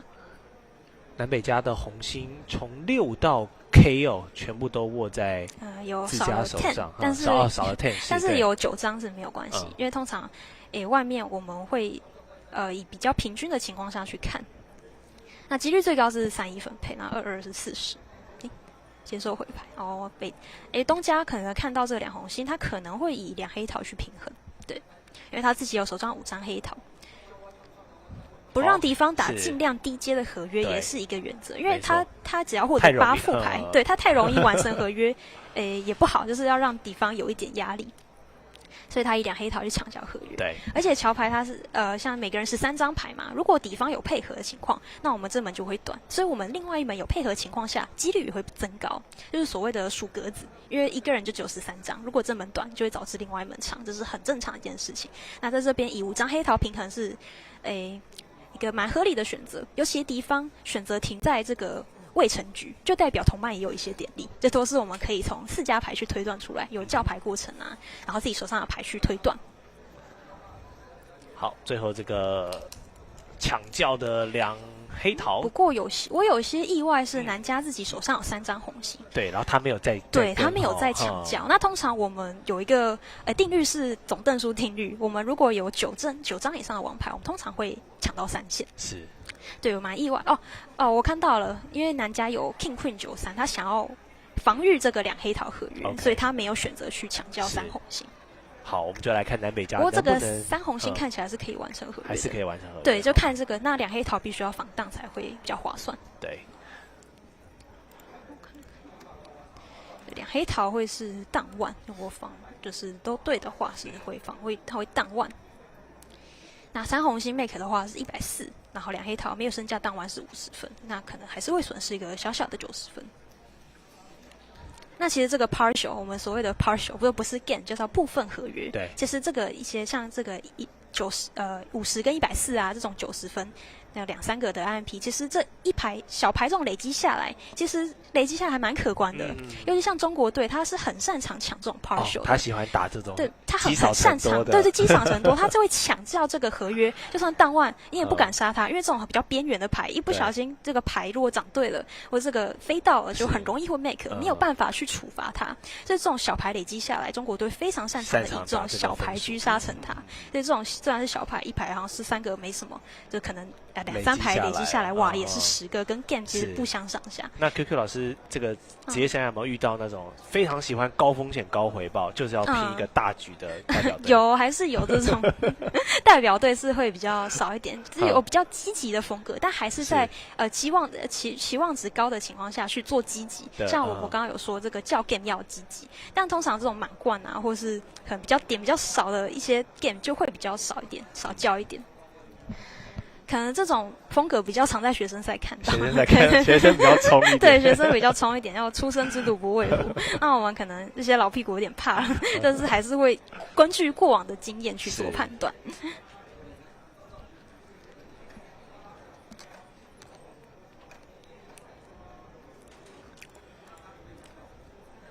好，那另外一边就是打到3红心。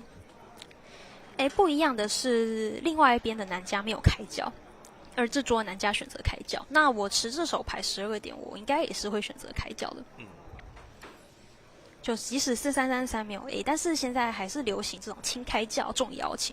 那开叫会逼使敌方从这种自己建设性的叫牌变成破坏性的叫牌，就是我先开叫了，敌方就只能盖叫，而他不能开叫，而就会让敌方可能有精心设计的一些制度啊，去遭到破坏。没错，所以这种流行轻开叫重邀请是现在一个趋势。好，那在南家开叫之后，北家就选择1红心跳3红心，红心的邀请。那南家是低线就不受邀，所以也是打到了3红心，就掉1个黑桃2个方块，1个红心，1、2、3、4，对，3红心应该是完成合约。所以另外一边看一下2黑桃会不会打到荡兔，看起来还是打到荡万。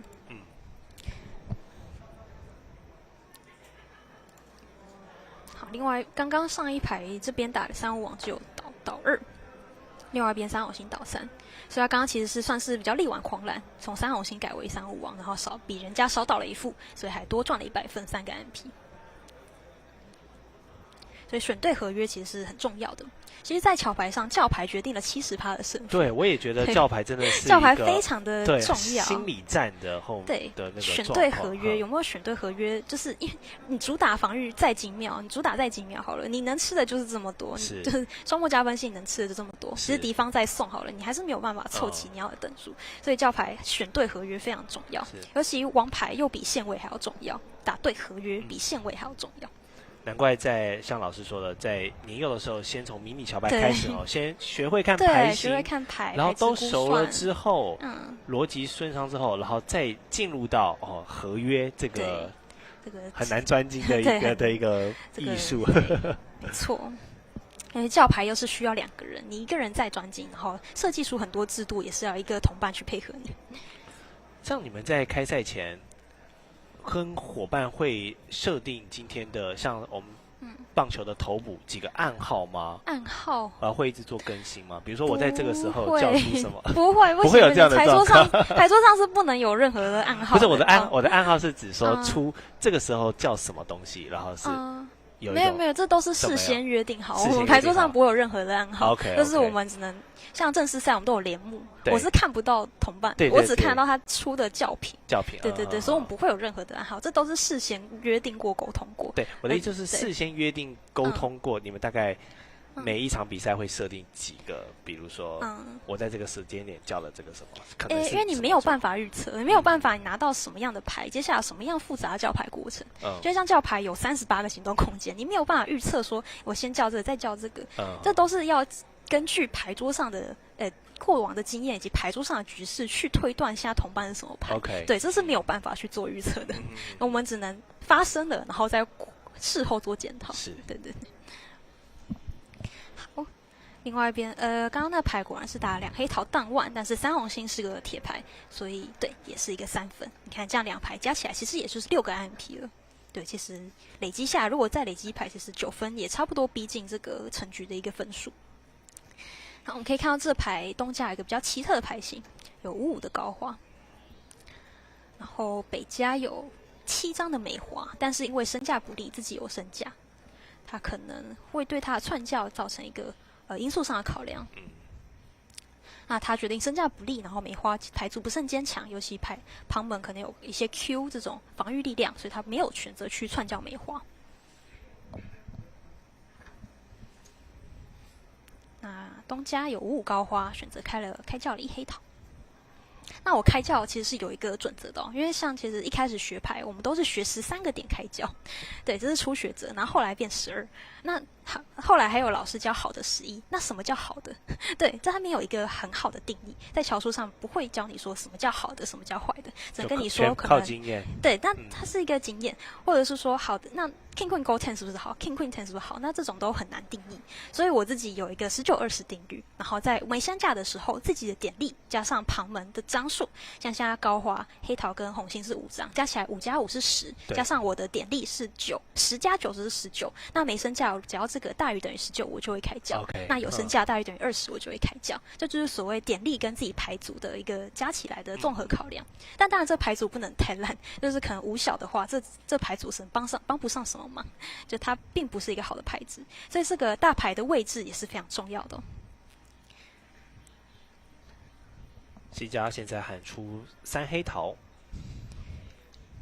他们有一个特约，像这个又有一个红框嘛，刚好说是 alert， 它不是代表梅花的意思，它是代表说，因为我们第3家是可能轻开教的，它2梅花就代表说，没有2梅花代表我有黑桃配合，对，2黑桃是我有3张以上黑桃配合，然后我是 pass hand 的高线，通常是8到10点，然后同伴去决定说，我对到我的8到10，你有没有要去1局？就是所谓我们在教牌去交换资讯跟牌型。告诉同伴说，我有黑桃支持，我有8到10牌力，我们加起来能不能叫 gain， 能不能交到4高花？那东家判断我是低线，所以有一些牌型，那还是没有去选择交到 gain。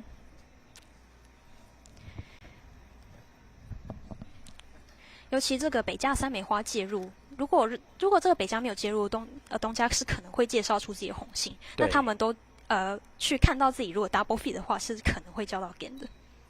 就这牌其实是一个红心跟黑桃都有 feed 的情况，那这对主打来说又是一个增值。就我们可以换一下，如果这个梅花跟红心互换好了，这个牌质就差非常的多，就是自己的红心要去建立，而不是现在的大配合是可以直接吃通的。好，那我们看另外一边是看起来是找到了梅花的牺牲，另外一边选择比较积极的串教3梅花，就是2边选择不同啊，考量上的不同。对，那这边选择同一副牌然后对教牌的风格就对就不一样，2个人选择就不一样。那南家拿了 King Queen 4张梅花，哇，非常的好。然后同伴串教3线，在有身价情况下，我们可能预期他有7副牌，自己可能补了3副左右，所以叫了5梅花。尤其敌方的这4梅花代表双高，有框框，我不可能敌方有了梅花，我又叫了梅花，就是敌方已经有梅花，我不可能再有梅花，所以这4梅花其实是特约，叫做 Michael。就是 Michael 是发明这个制度的人，他代表2门高花，然后要同伴选1门高花，代表至少5以上，因为我一定要交到 game 了嘛，我这个已经到4线了，所以代表说我有可能想要打到4高花的牌质。我们可以看到这个5枚花会当2，然后有身价会负500分，所以即使人家的4黑桃活了，即使队友成功交到4黑桃且打到活了，最多也是420分到450，那自己已经负了500分，所以这牌可能会是输的。尤其我们刚刚已经看到另外一桌是没有成功交到4黑桃的。对，其实像这牌4红星会比较好一点，就是我们有10张配合，然后我们就8张的黑桃，所以他那时候 pass 掉让3黑桃成局。对，让3黑桃这个成立，因为他没有去介绍出他的红星。那同伴当然也不知道你拿了5张红星，就你只保证了5张黑桃，我根本猜不到你其实有红星配合。对，那其实在这一排西家还有一个机会，就是2枚花之后他还有一个机会，他在叫3黑桃之前还可以叫3红星。我已经保证黑桃配合有8到10叫出来了，我这时候有多的格子，我多的空间，我有3方块跟3红星可以介绍。那这时候我还可以叫3红星，代表说，我有红星场门，有8到10的黑桃，这就是所谓足够多的资讯的交换，跟同伴交换资讯。我们就是要叫牌，要从最低的格子开始想，我可以叫这个叫品吗？这个叫品好吗？从每一格都开始想。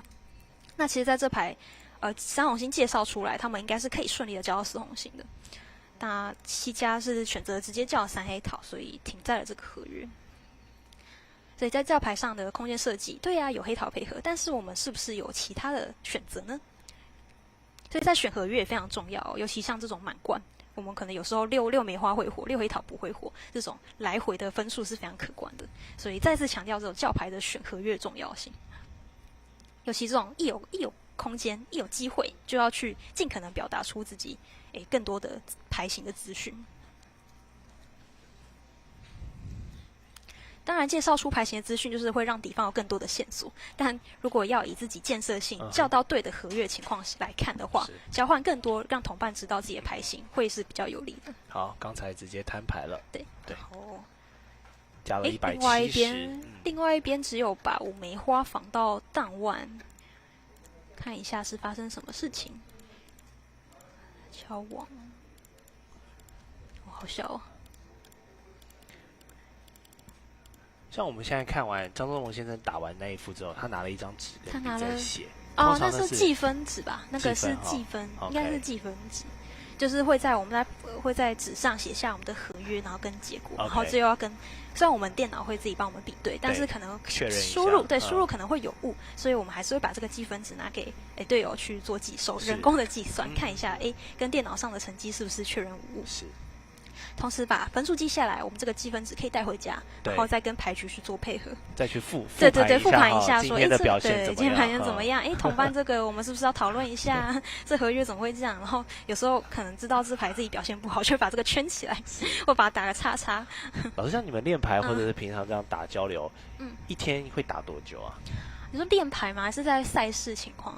对，像赛事，亚运为例好了，我们是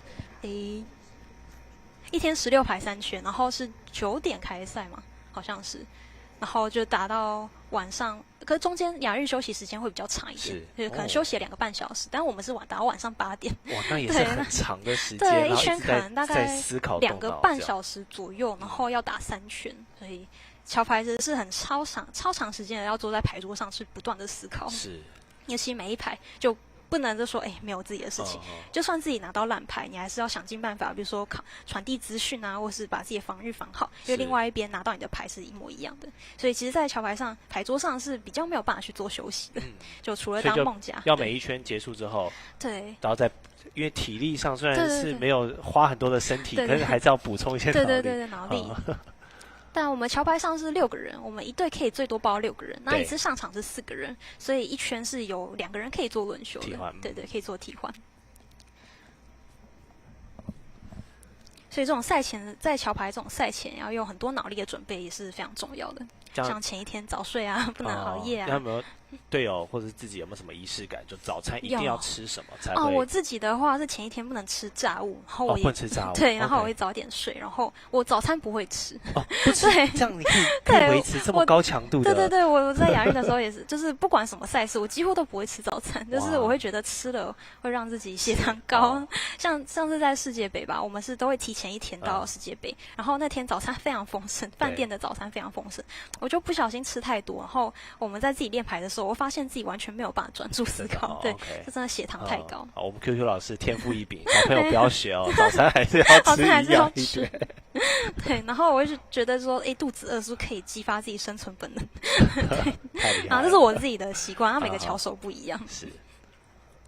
那我看一下，这牌叫到了5方块，1方块之后同伴打叫1红心，然后东家跳叫2黑桃，因为它有1黑桃可以叫，2是叫2黑桃，是跳叫了1线。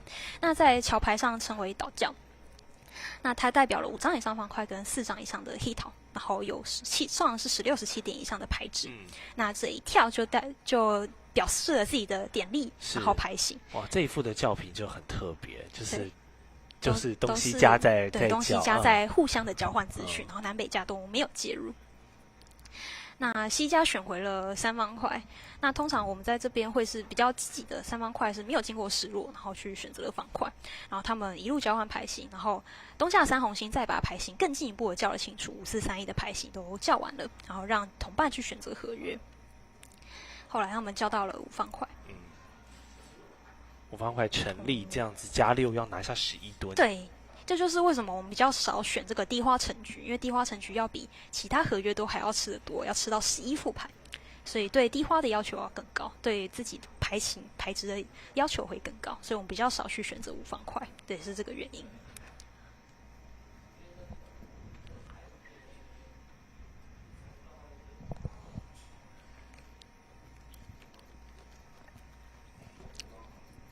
刚好说到啊，就是我们打牌就是这么的长赛程，所以同伴的帮助非常的重要。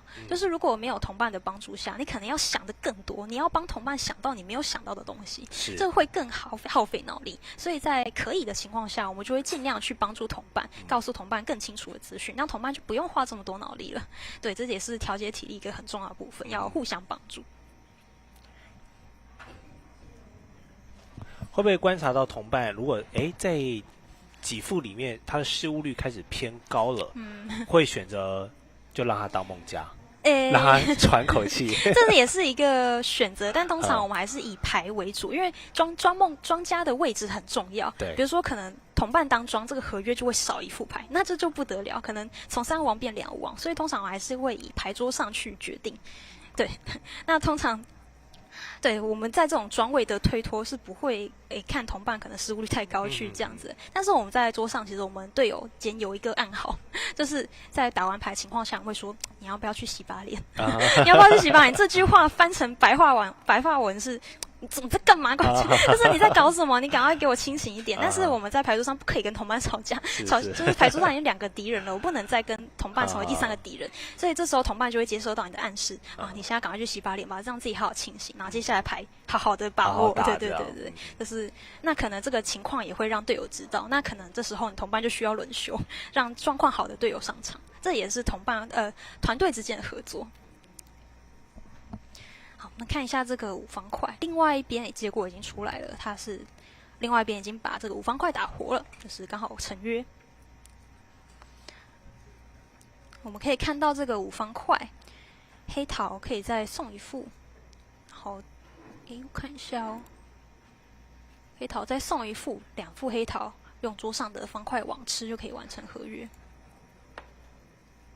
就这牌刚好是不会遇到什么阻碍，因为外面也是王牌也是平均分配，简单敲2圈网吃黑桃就可以完成，是，就也不会遭遇到超网吃的问题。还会痛吗？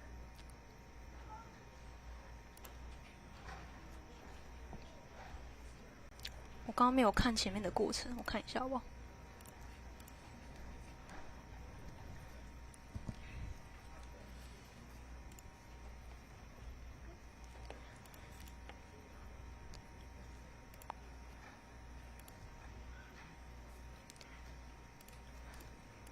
我刚刚没有看到前面的过程，我只看到另外一边5方块是打 make 的。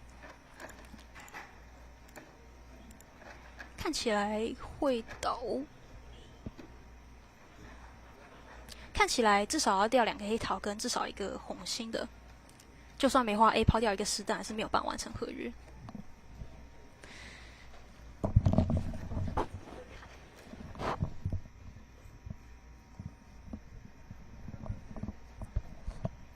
我看一下这一桌的5方块是怎么完成的。庄家是拉了红心到 Q， 然后南家没有选择红心 King 跳起，所以红心小到 Q 吃到之后，梅花 A 看起来可以抛掉红心10等，所以完成了5方块的合约。就跟刚刚老师猜测一下，最后东西方就后面算完牌力之后就可以拿下。我看一下，另外一桌也是这样吗？也是这样完成的吗？这一桌是这样，那我的这一桌呢？2桌都是没有红心 King 跳起来，让庄家完成合约。那在这防御是稍微有一点困难，因为你没有办法看到4家的牌。那其实这牌最理想的合约是3-5网。刚刚也有说，因为5方块要5滴花就是要吃到11伏以上。那这牌我们可以看到有5个方块银等，2个梅花跟至少2个红心，然后敌方也没有办法立刻吃黑桃。看一下这个黑桃没有办法直接立刻吃到4副牌，所以这牌3-5王是比较理想合约。但这牌结果来说，2桌都完成了5方块的合约。也在防御上是稍微难一点，就是你要立刻知道说，梅花会被垫牌。手工应该是梅花，不是这牌是手翘王，另外一桌应该是手工梅花。其实像这牌啊，手工梅花 Q， 然后桌上跟小。在这边北家的牌其实就可以跟出信号了，因为你可以预期这个 Q 同伴空出 Q 就是没有 King 嘛。我们刚刚有说我们都是攻连号，电牌也是攻 Q 有勾，然后攻 King 才有 Queen， 所以攻 Queen 可以知道同伴没有 King， 所以北家这时候其实是可以知道，等一下这灯牌是会被庄家用 King 吃走的，所以在这时候我们就会跟出张数的信号。我们防御有分是不是环影，就是有没有大牌。好，张数，我们先跟小再跟大，跟大再跟小，其实是有表示不一样的信号的。像我自己打反信号，也是绝大部分的桥友打的信号，先小再跟大是代表偶数张。所以其实南家可以预期得到，尤其这种叫牌过程，已经蛮明显的叫出了5-4-3-1，所以其实可以蛮清楚的知道，可能是单 King， 然后是可以预见得到这个梅花 A 会拿去被抛掉红心的，是在线索上是其实是有的，只是。我们就是要在这么短的时间内，第2灯牌我们就要想到这么深的地方。好，这里摊牌喊出声称10吨被接手，这样加420。120分。我看一下另外一桌，这已经是这一圈的赛事的最后一排了。这边合约不一样，我看一下另外一桌，先把这个历史点出来，然后再回到另外一桌，这样2桌就可以做比较。没有办法。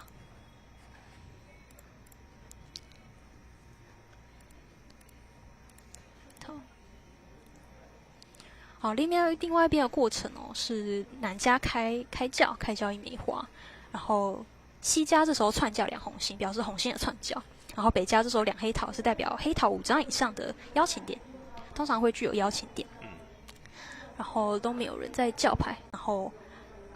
东家在支持3红心，代表红心支持。然后南家第一线黑桃没有配合，选择 pass。然后北家略微积极，就是选择了叫4黑桃。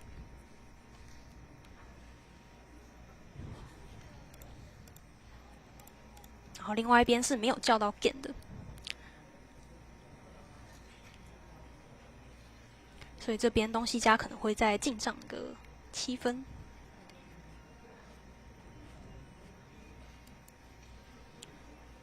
这样我们第一圈14副牌都打完，我们请 QQ 老师简单讲一下台大智慧跟 BTU 好友2队这样在2桌的整体状况，你怎么点评？好，我看一下他有没有刚刚的这个结果有没有修回来，好像是，好像有的。好，所以这笔数应该看起来是对的。然后这牌4黑桃成约，然后这边只打2黑桃，所以这边是两黑桃是北加，所以这边东西加会再多30分。那我来看一下这个比数，等一下应该会再加6分，39:16。我看一下，主要是这3副牌是比较大的，你可以看到这个是比较小的分数，对，这种可能是比较抢合约的情况下，或是超等造成的。我看一下这3牌主要是决定胜负的关键。对，我们第6副跟第7副哈。看一下哦。这2副牌是双 game， 就是南北加打到4红星，而这个东西加另外一边打到4黑桃，就代表说我自己这边是多6，因为他吃到11副，是跟老师算的一样。对，所以最后比数确实是39:16。好，那这牌的造成这么大的分数的原因是这边的东西加它是这一队的，然后另外一边南北加也是这一队的，他们都获得了一个成局的分数，所以加起来分数是很可观的。所以这边让人家打了4红星，刚好成局。然后另外一边其实4黑桃可以防，好像也是铁牌吧？对，也是铁牌。这个4红星，看一下，这个没有双魔甲，我看一下会不会是铁牌。这4红星他没有把它防当，所以这边就造成了这个两边都完成这个成局的分数。这个4红星其实是可以跨约的，但没有防出来，因为这个好像也没有过程。对，不知道转播上是有什么失误，所以这边造成最大的这个14个安皮其实是还蛮大的。因为一般来说我们成局可能就10到12，14其实是像是对非常的大的比数。在这边是4黑桃这边找到这边也没有叫牌过程。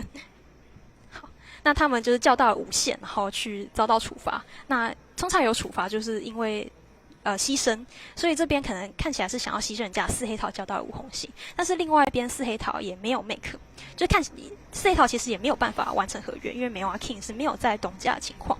那其实这个以几率来说，这个4黑桃是一定要缴的，因为只要梅花 king 对位，我们就可以完成合约。那这是50%，那有身价我们通常33%，我们就会叫到成局，这期望值是正确的。所以这边4黑桃做出了正确的选择，但另外一边却选择牺牲。好，所以造成了这边成局没有完成，但另外一边却牺牲，所以造成牺牲到空气，所以造成了这么大的比数。好，另外一排是商务网跟2方块，你刚好像没有看到这一副牌，然后这副也没有叫牌过程。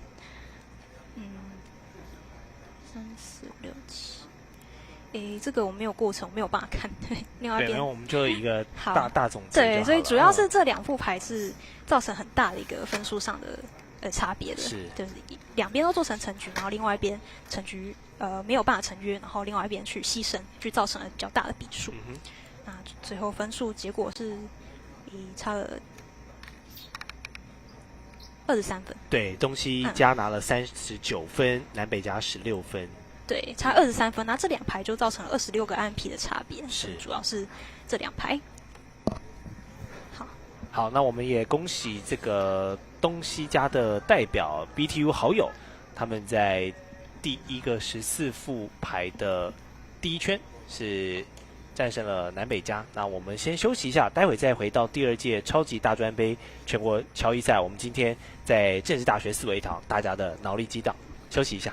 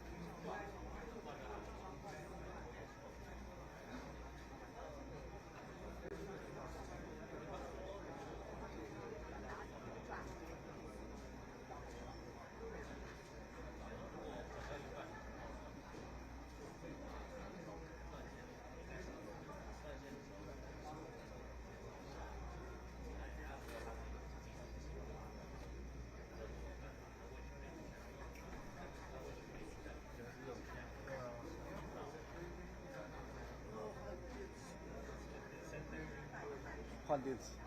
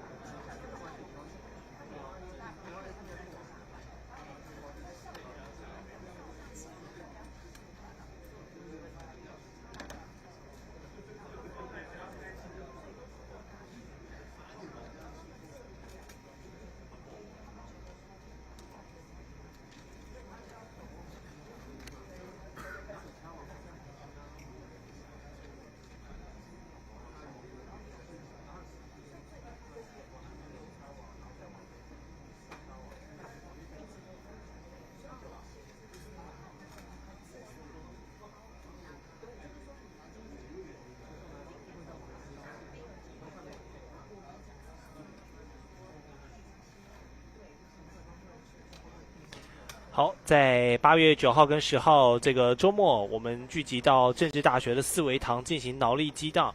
您现在看到的是第2届超级大专杯全国侨谊大赛。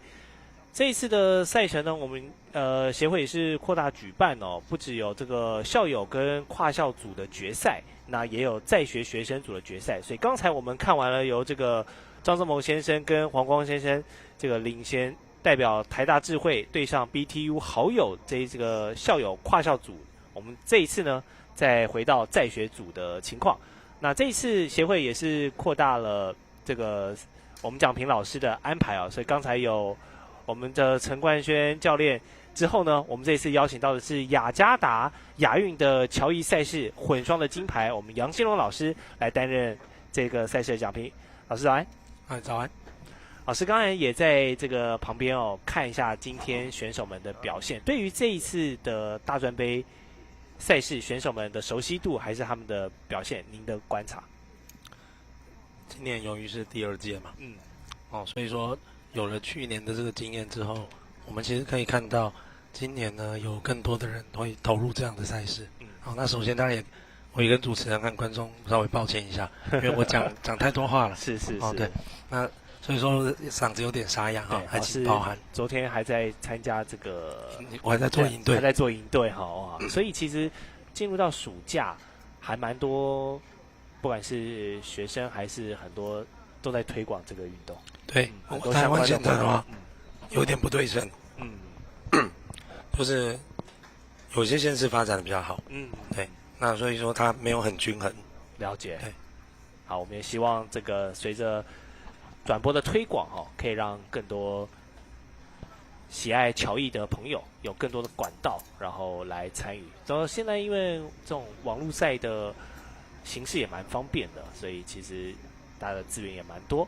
那待会我们要来进行的是信号正大欢迎队，由林轩达这位很年轻就来参与桥牌的年轻选手搭档刘千涵，他们是南北家，然后对上长庚咖啡杯是谢月哲还有林伟霆2位选手搭档，他们是东西家。所以正大这一队其实算是我的学弟。你的学弟。对，信号正大欢迎是。对，像是我们可以稍微介绍一下，当荧幕上那个黑色衣服这个，他算坐在北家，这林轩达。对，其实我算对他蛮熟的。他很小就开始比赛，很小就开始。对，年纪很小的时候就看他坐在桥牌中心，这样很可爱的在看着书。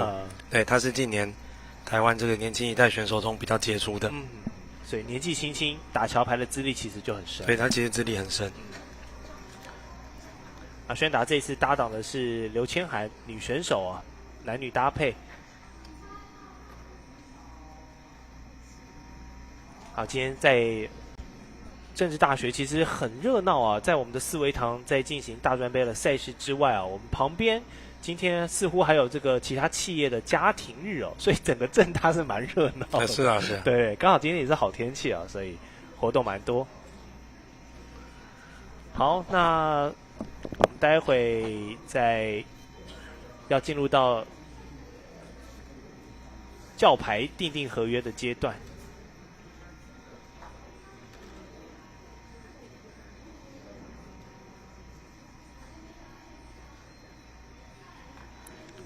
其实在教牌还没开始之前，也可以抽空跟这个主持人和观众稍微介绍一点这种网络界面的规则。好，像这副牌呢，它是牌号失误，那在这个南家的位置写了一个 D， 这是 dealer 的缩写。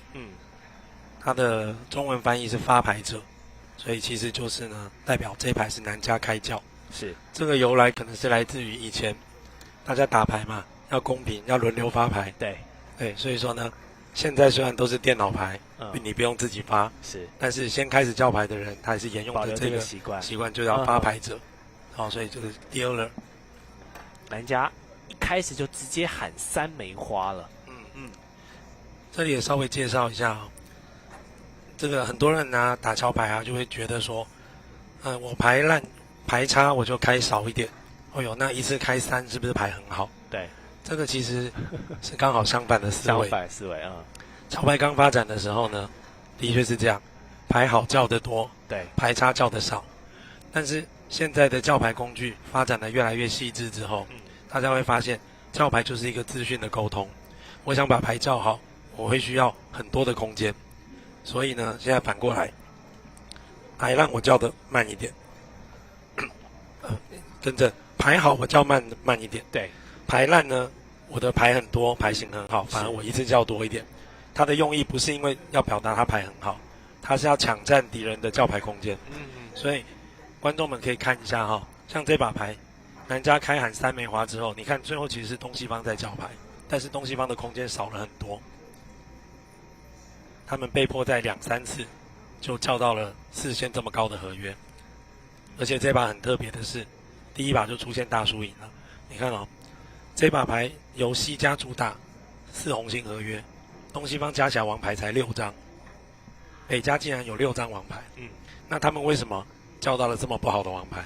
是因为他们技术很差吗？也不见得。原因就是在于南家刚刚开的这3枚花，它高度的压缩了东西方的叫牌空间，使得他们在不足的空间中做了错误的决定。所以第一手就叫3枚花，而不是从1开始这样慢慢叫，其实就是在压缩对方的叫牌空间。对的，你看我如果从1枚花开始叫，敌方就有很多人的叫牌机会。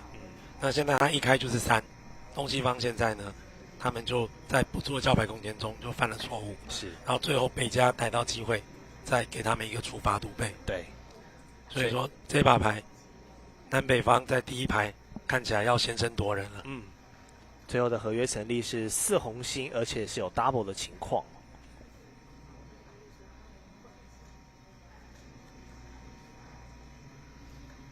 一般讲个有趣点的东西哦，像是如果作为一个转播者，这副牌基本上是不怎么需要去讨论它的进行过程。我相信场上选手也是这样。这种就是所谓的乌龙合约。打到这种乌龙合约，通常他想赶快结束。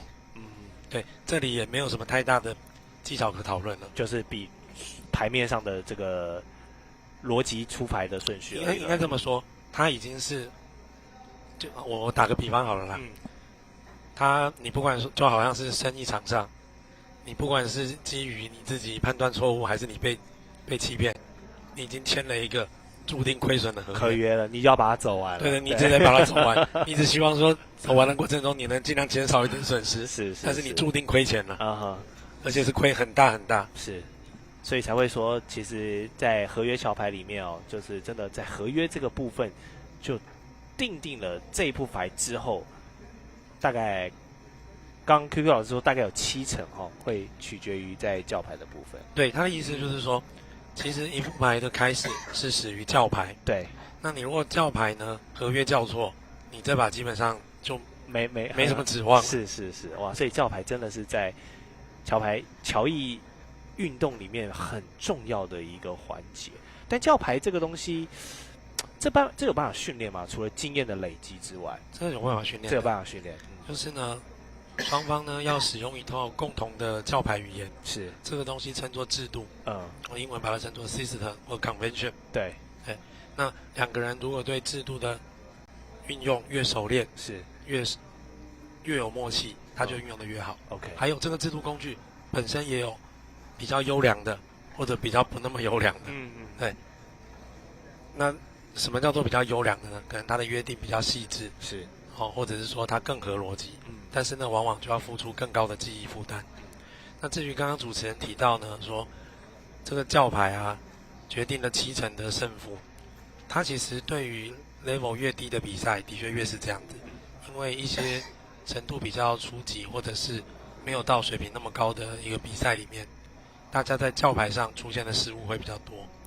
如果说这个比赛的等级越高，水准越高，你说到世界杯，那可能叫牌的胜负占比就没有到70%这么高。因为大家实力都很好，我不会发生什么基本的错误的。那主打或防御这个攻防过程的影响，有的时候就非常大，就比较重要就是考验临场一些出牌，看有没有办法出其不意这样。对，因为大家叫牌不会出现太大失误嘛。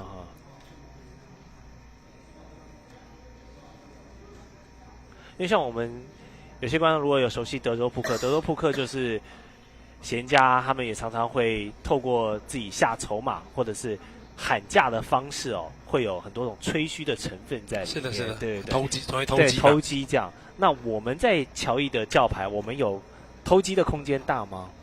投机空间有，也是有，但是呢，它不是每一把都会出现。对，也要看你的牌型。对，有的牌是有机会，但有的牌天生就没什么办法。OK， 所以有的时候也有个有趣的现象，你如果不是很懂，但硬要做这件事情，有时候会弄巧成拙。是。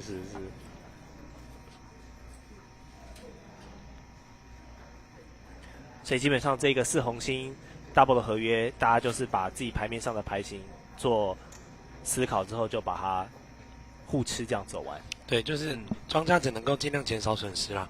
他要完成合约是不可能的，是他只是希望倒少一点。那我们稍微解释一下，像这个我们看左方这副牌呢，南北方呢有红色的标注，东西方是白色的，所以表示东西方他们无身价。那有些如果不懂桥牌的人可能不是很了解什么叫身价。身价就是说呢，如果我方有身价的时候，我的合约当掉了，会输比较多分。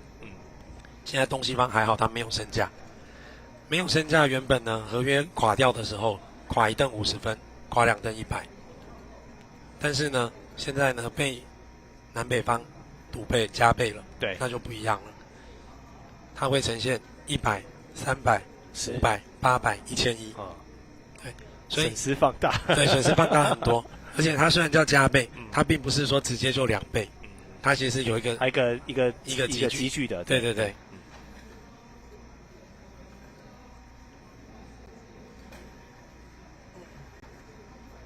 好，牌局持续在走，因为合约是4红星，然后我们的合约要加6凳，所以这一局要10凳哦。好，这边就直接摊牌了啊。他这样是减300，还要取得8凳吗？对，4红星需要10凳，8凳就是倒2，对，100、300，对，还好他没身价，是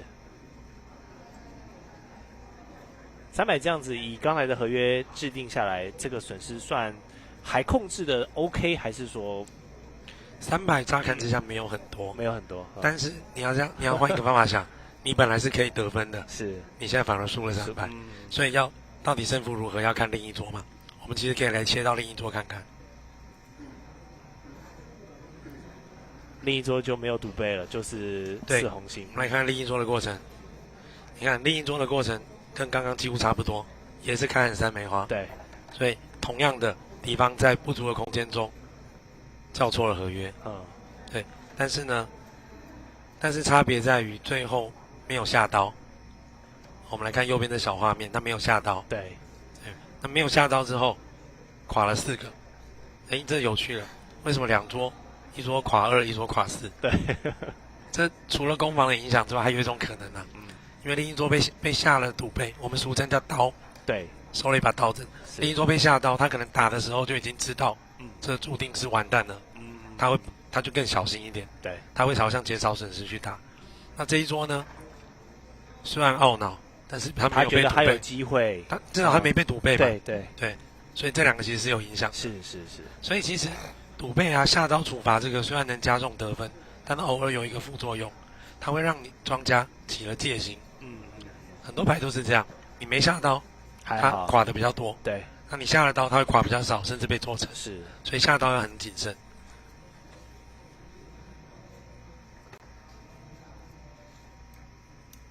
好，我们来看一下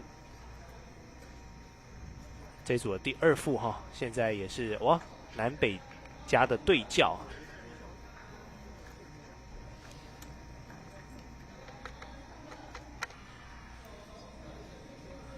老师有时候叫牌会进入到这种同队友自己在互相拉抬，另外2家好像隔岸观火的感觉。这常见，这很常见。其实它也不限制拉抬，叫牌就是一种交换资讯的空间的过程。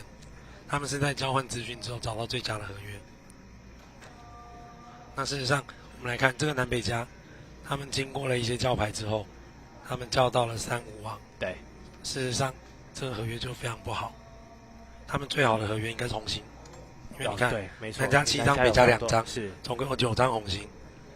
打红心合约，打4红心合约是可以完成的。是因为你看，我们如果主打4红心合约，东西方可以吃到方块 A、方块 K 跟一个梅花。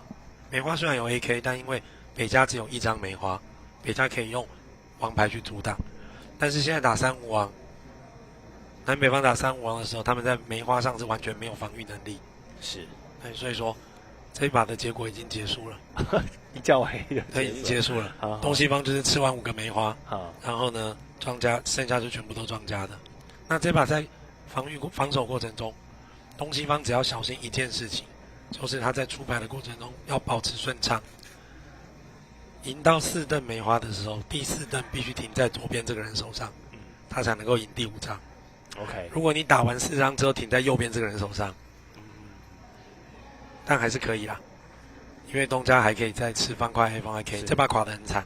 因为东西方除了5个梅花，还要吃3个方块。是，哇，哦不对，6个梅花。因为他刚刚打出去我没注意到。东西方可以吃到6邓梅花3个方块。这把讲一个很好笑的结果，南北方交到了3NT 合约。对，实际上东西方完成了3NT。3NT 要9邓嘛，结果这把牌等一下是东西方会赢9邓，反而会赢9邓。对。当然，他实际未必赢到了9邓，因为我们看了4家牌，对，我们可以知道最顺畅的进行。对，我们是上帝视角，对。但是他们如果防守正确的话，我们可以看到他们将连吃6个梅花，加上3个方块。是，我们来看看这个预测会不会发生。好啊，哇！所以又是南北家一次哦，比较激进的叫牌。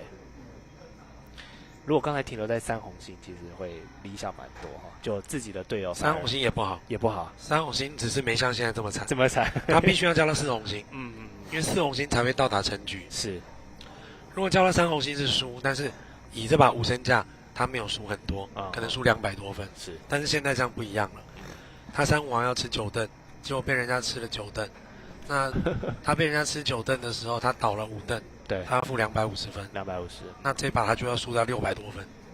如果交3红心，只输200多。是，哇，他现在叫做，他要输600多。来，我们先看哦，东西方在梅花的处理上是顺畅的，他打完之后继续由西家出梅花。对。然后这个时候东家的出牌很重要了，东家呢要想办法给出正确的信号。我相信上一场 QQ 老师一定常常在讲信号。对，就是东家有没有办法在出牌上，他出一张牌去让同伴知道他在方块上有大牌。好，他选择垫了红心的小。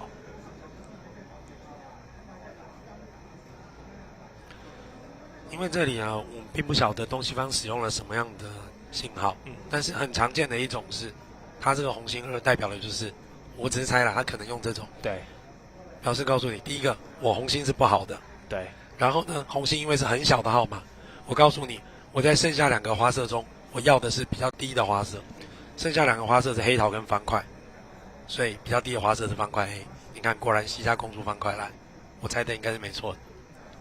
再加上刚刚因为东家垫了2张牌，他一张垫红心2，一张垫方块2，黑桃2，他就告诉你他2个都不要。对，那照理就是方块了。好，然后 A 吃，再回打方块，吃完3个方块以后，大概就摊牌。这把应该是南北方夸5邓负250分。我们赶快来看看。可是这里防守方犯了一个错误，他吃了方块 A 之后没有继续打方块，所以他没有办法继续取得方块赢邓，那就变成垮3，就是防守方没有吃到这2个方块，那但是还是垮3，还是很惨啊，是负150分。现在庄家敲下红心 AK 之后，他应该全大了。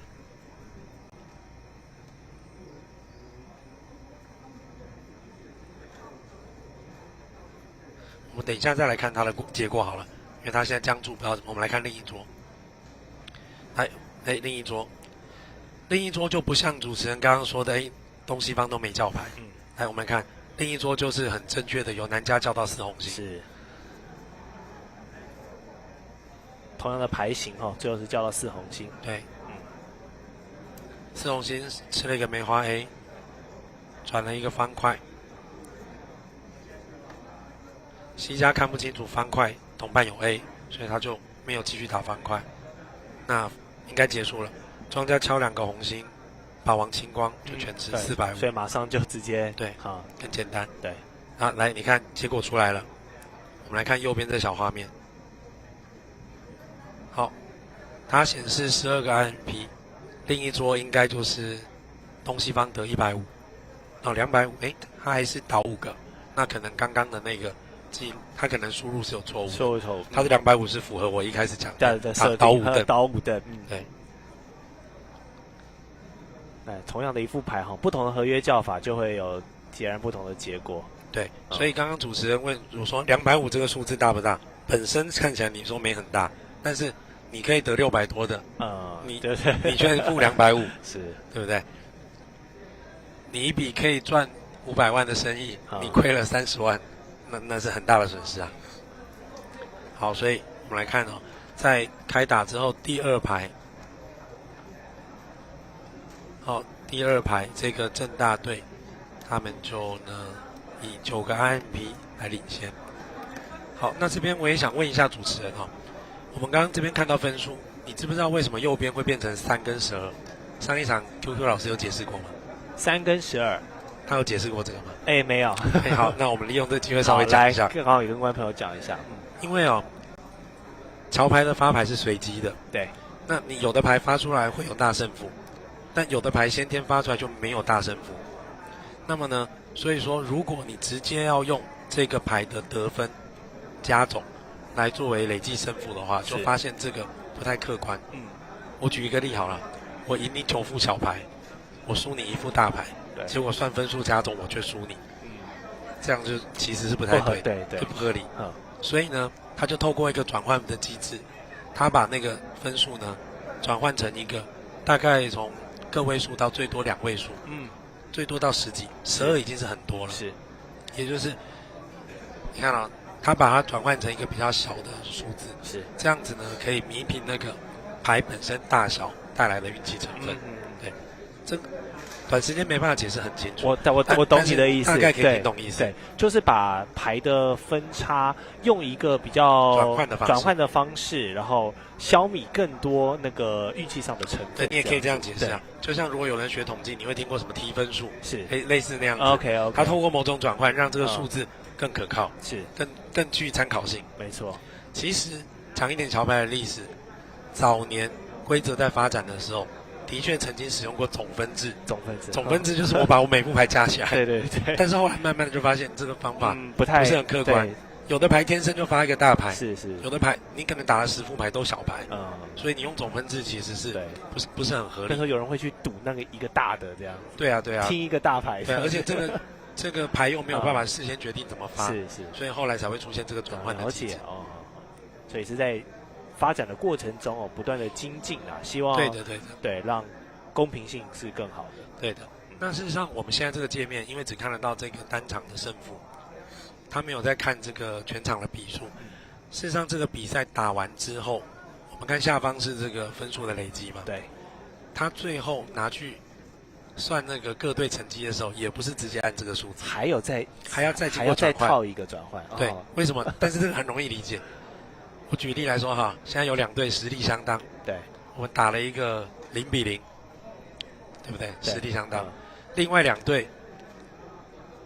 这个互相爆冲，打一个100-100，那如果你直接用那个分数去做积分的话，这不是不公平吗？对不对？他们打个100-100，结果他们都得100分，所以不是。他最后2队打完的比数，他要看下方这个分数的分差，他用这个分差再去转换成一个最高20的比数。是。你如果把人家打到极致，你也顶多20比0。那如果平手就10比10。对，所以说。桥牌呢，就是呢，它的完整胜负就是你一副牌先产生分数的差距，对，也有可能平手啦。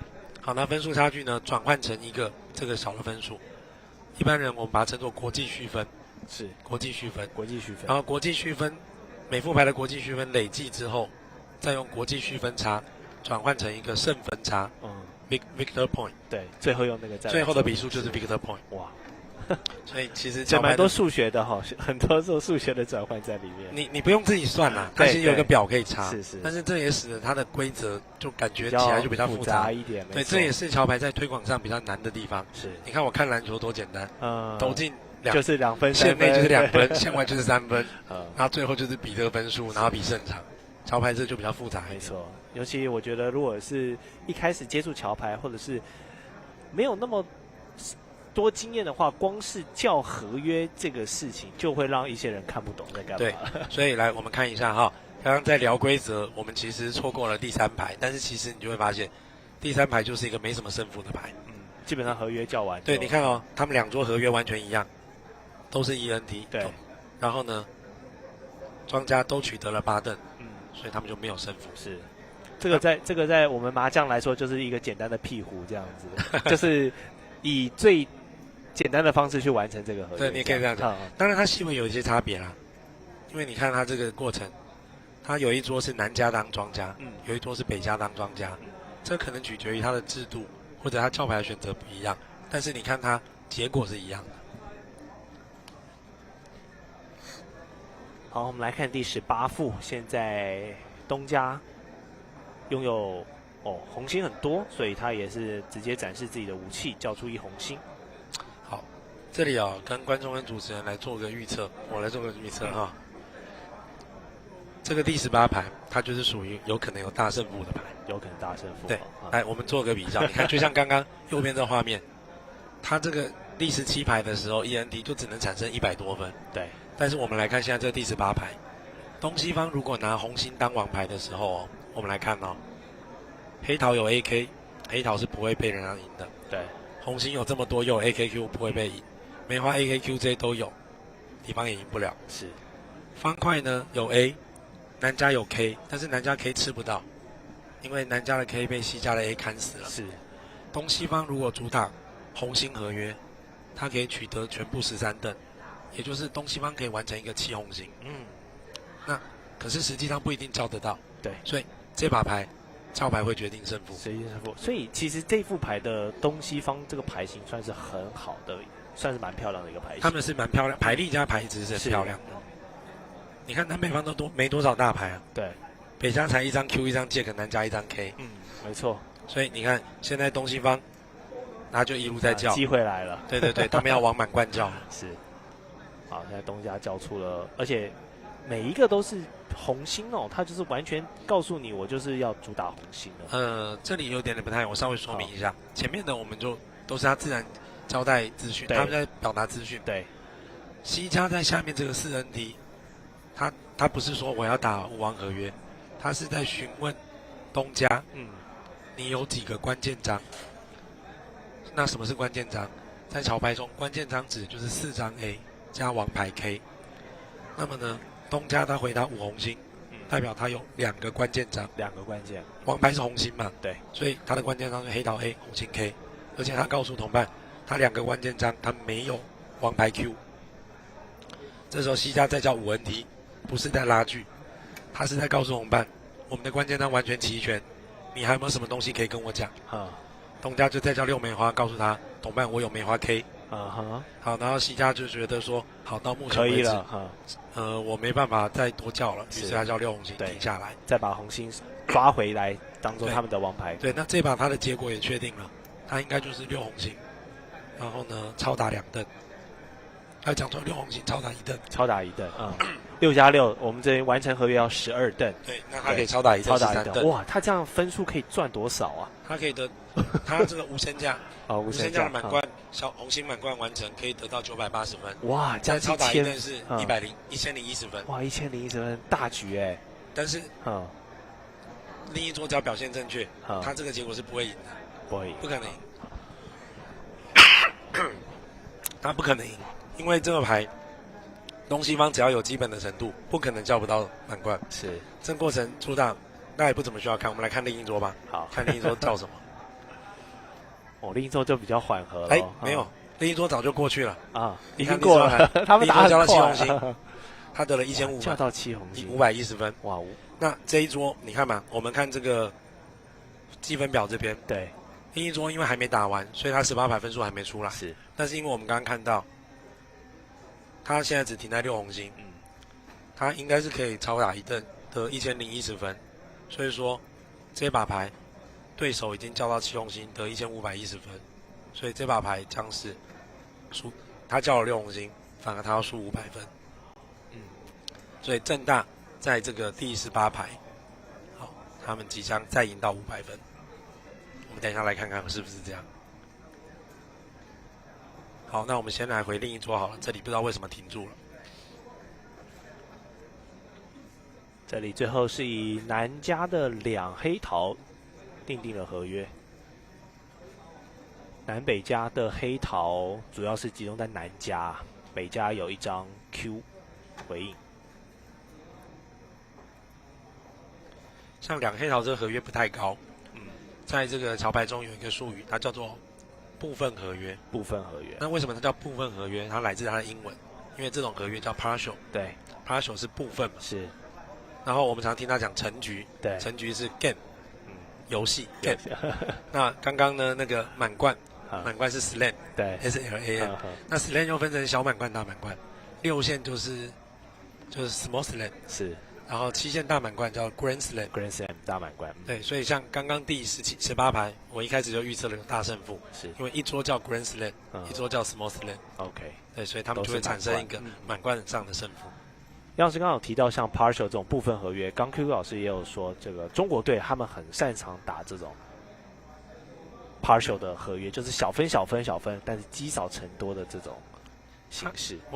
我猜他想讲的是说，他们在教牌中处理这种部分合约处理得非常好。OK， 部分合约呢，乍看之下没有大分数，但是问题是你要怎么样正确，该有的才叫，不该有的你会给对方。这就是个技术了。是，有的人技术没那么纯熟，他就拼命抢，是他每一局都想赢，他都想叫，都想抢。结果呢，其实有时候透支小失大。对，所以也是看自己的牌型，然后取得这个期待值最高的机会哦。像我们刚才那一个。Grand Slam 就是期待值很高的局数这样子。像刚刚这个 Grand Slam 的话呢，它就是属于完全考验教牌，因为它在主打过程中是不用任何技巧，因为它就是很容易就它的牌型就已经是它很容易就完成。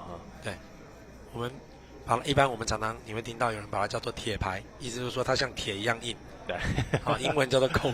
对 ，cold 冷啊。就是温雅这种啊，就可以这样讲，稳成的，稳成的。对，那有的牌不是稳成，有的牌是你要看攻防。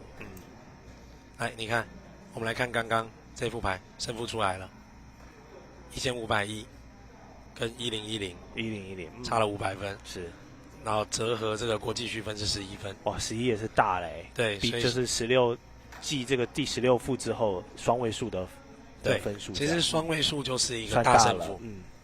一般。我个人有一个分法啦，就是呢，如果0到5分，它大概就是一个还算小胜负。小胜负哈。对，然后呢，6到8分、8、9分是大概是一个中胜负。OK。那如果是9分、10分以上，那就是大胜负。是。超过13分的是异常的胜负。异常胜负就是说他可能运气极度差，对，或者是一个很大的失误，才会产生那么大的失误，输到脱裤的。对，输到脱裤。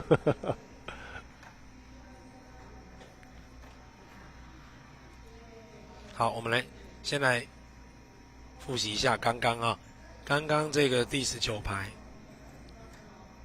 他们这个2黑桃，已经打完了，超打2蹬，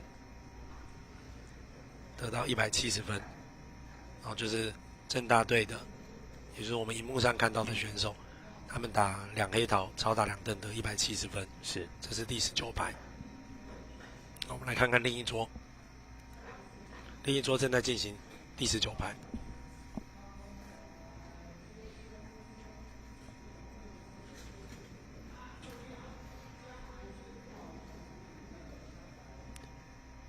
第19排现在教品的部分是西家喊出了2方块，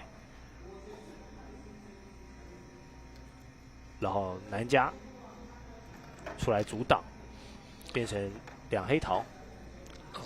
现在我把界面调整成呢，主画面是正在进行这一桌，右下方就是另一桌的过程，我们就可以轻松做比较。我们就会发现，两桌的叫牌过程完全一样。对耶，完全一样，没错。所以这就是说，这就是刚刚跟主持人说到，有一些小牌天生就不会有大胜负。就像这把两黑桃，它注定不会有大胜负。是，当然它有可能有胜负，比如说这个南家他也许没有赢到那么多凳，但除非他把合约打当，除非他合约垮掉，否则他天生就只有几十分的胜负。就是这样的牌型，基本上选手一看到还打的牌数够多了，基本上他的样品数参考样品够多，他就大概就是这样。对，也就是他处理上也不会有什么大失误，大概就是这样。所以这把牌就不会有什么胜负。是，它不像刚刚那个一看，为什么刚刚我一开始能预测？因为这是一个有大满贯的牌，你只要涉及满贯的牌都很容易有胜负，因为大家叫满贯都是比较小心的。对，你看我叫到一个 Grand Slam， 我必须一凳不输全吃，那很多人是很保守的。所以这副大概是不太会有什么胜负。是，我们先来去看另一桌现在进行中的好了。这个补刀哦。对，其实有刀出现的都是会有胜负的。对，最基本就像刚刚嘛，有人有刀，有人没刀，分数就会影响。我们来看一下这是怎么过程的啊。他现在呢，西家开喊 ENT， 东家叫三梅花。东家这个三梅花呢，上面有一个红框，这代表它有 alert。刚刚 QQ 老师可能讲过 ，alert 就表示这个叫牌有特别的意思。对。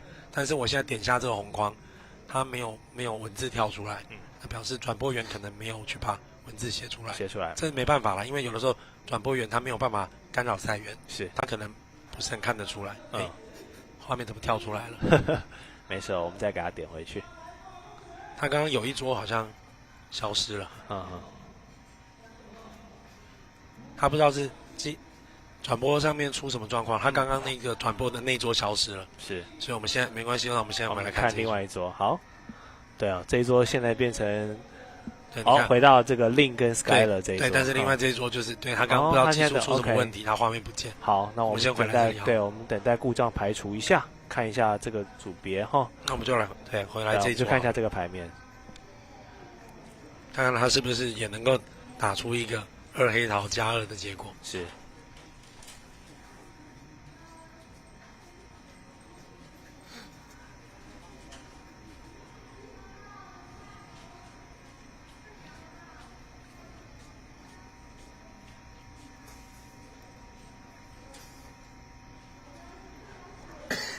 合约由南家坐庄喊下了2黑桃。好，也许在思考中啊。那我们来修补一下冷场好了。我来讲一下这个，先聊一下西家手工一个方块5，他在8号、5号、3号这3张打了一个中间。对，这个在公牌信号上有个很有趣的简称，叫 MUD。OK。主持人要不要猜猜看为什么叫 MUD？ 我不知道，猜不到。我给你一个暗示。好，它跟英文字有关。MU 就是中间。对，中间嘛。M 就中间。OK。那 U 呢 ？U， 我再给你提示，它5的下一张正常一般它有的时候会出8。那个是 up。OK。那 D 就知道意思了吧？老师，你直接讲结果好了，这样我在猜可能猜不完。Middle up down。middle up down。对，所以这种攻牌法，它把它称作 middle up down，简称叫 MUD。那 MUD 它这种攻法呢，代表的是它没有大牌。它如果有大牌，它会攻小一点的号码。是。我相信刚刚 QQ 老师可能讲很多信号的东西，但是如果他直接讲结论的话，你可能不知道为什么是这样。他已经把所有那个牌局的走势都讲完，我头脑还跟不上他的进度。所以刚刚西家，这就顺便介绍，像西家刚刚攻5号，对，他就是采取一种 MUD 的攻法。他如果攻3号，代表的是他上面会有大牌，因为他没有大牌，他就攻5号。但他这样打，只有他的队友看得懂，还是另外2家其实也都？另外2家也可以知道他的约定，大概知道他的约定。他知道约定，但是我只是知道你的约定，但是我实际上并不知道你这个号码是大是小。OK， 对。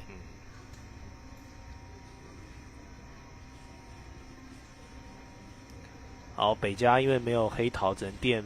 有时候垫牌，我相信观众朋友也会很好奇，就是垫牌，我们一般人都会认为是牺牲打，但有时候选手反而会垫数字更大的牌，不会去垫小的牌。这就是所谓的信号。我要在垫牌的过程中，想办法让同伴知道一些我的牌情。刚学桥牌没有涉及信号的时候，大家直觉思维就是说，对啊，就是比大小啊。那我既然不会赢，我就垫我最烂的牌。对，没错没错。但是打到一定的技术层次之后呢，就会发现你要在这张一定输的牌中传达一点资讯出去，是，那就不再是一定垫最小的了。OK， 有的时候我要垫信号，有的时候呢，这个牌虽然没有用，可是我要保护我的大牌，对，或者说我不能让你知道我的某些现象。来，你看，产生一个胜负，他只赢到9凳，他只赢到9凳，而另一队赢到10凳，所以产生了30分的差距，一个 INP， 这就是小胜负嘛。通常选手对这个小胜负呢，不会太在意啊。大家的焦点都集中在大牌，就在等一个大牌，大牌型啦。当然不能说小分数不重要，是你积少也可能成多。对，没错没错。对，只是说这个小分数，大家心理上比较不会这么 care。对对，就是以总分加制来说，它可能影响的比较小。对对，你就是要把握像刚才那个1000分大局。对对对，他像刚刚那个，举例来说，刚刚这个他有 Grand Slam， 他只交到6线，这个心理可能就会比较忐忑，是，他会担心，要是对手叫到怎么办？但是比赛的当场，你还没有结束之前，你也不晓得另一桌的状况，没错没错。所以也是打完之后要立刻跟另外一桌的队友做复盘吗？他要去核对啦，核对一下啊。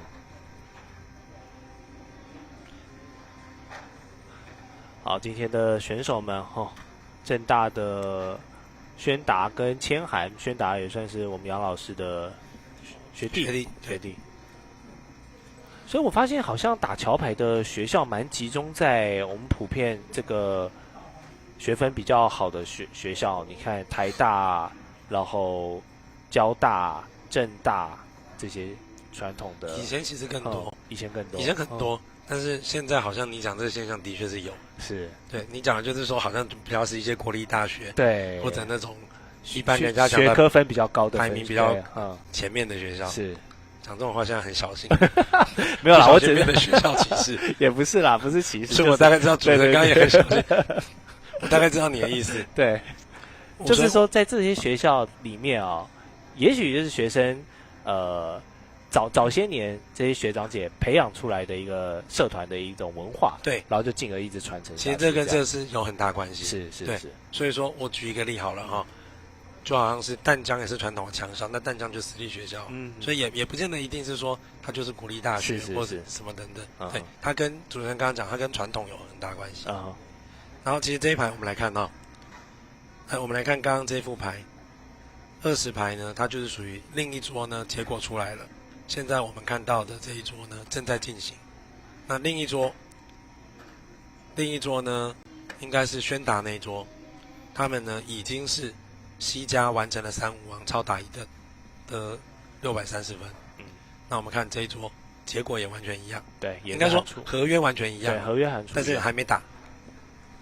但他们就多喊了一轮另外一桌他们是喊到第3轮就已经完成这个，对，这边是喊到第4轮才完成这个，那可能就是跟在交换更多的讯息，或者是说他使用的制度不一样，OK， 或者是他翘牌的选择不同，是。结果一样，但是中间多了一些这个大家彼此知道的资讯，可能又更多一些。没错，所以这可能也代表它制度运用又再复杂一点。好，最后合约是由西家当庄，然后是3-5王的要达成这个条件，所以3+6他们要赢下9凳。对的，那另一桌的话呢，赢了10凳。我们如果先初步预测一下好了，它目前我们看这个东西方，黑桃一定有 A 跟 K， 有2个银凳，是。然后呢，红心呢先不算，因为 AK 在敌方手上。梅花有 AKQJ， 这样4凳就6凳了， 6凳了啊。然后呢，方块有 AK 7凳，那么呢，所以也就是说，东西方目前起手有7个快银凳，7个快银凳。对，稍微介绍一下术语啦。快银凳它就是所谓的 quick trick。quick trick 意思就是说，打出去就赢，我打出去就赢，我不用等的，是，对，叫 quick trick。然后呢，南北方一定会持续攻击红心，在攻击红心的过程中，庄家会再产生一个红心银盾。因为我们来看，现在Jack QK 盖了以后，庄家的10号大了，所以现在等于第8个银盾出现了。因为无王合约就不会有这个王吃的状况出现了，对，所以就完全是以上面的花色来做判断啊。对，就以大小，对，以大小啊。好，所以现在呢，你看庄家他还没有用到那7个 Quick Trick， 他已经在防卫红心上得到了1盾，所以他只要再产生1盾就可以了。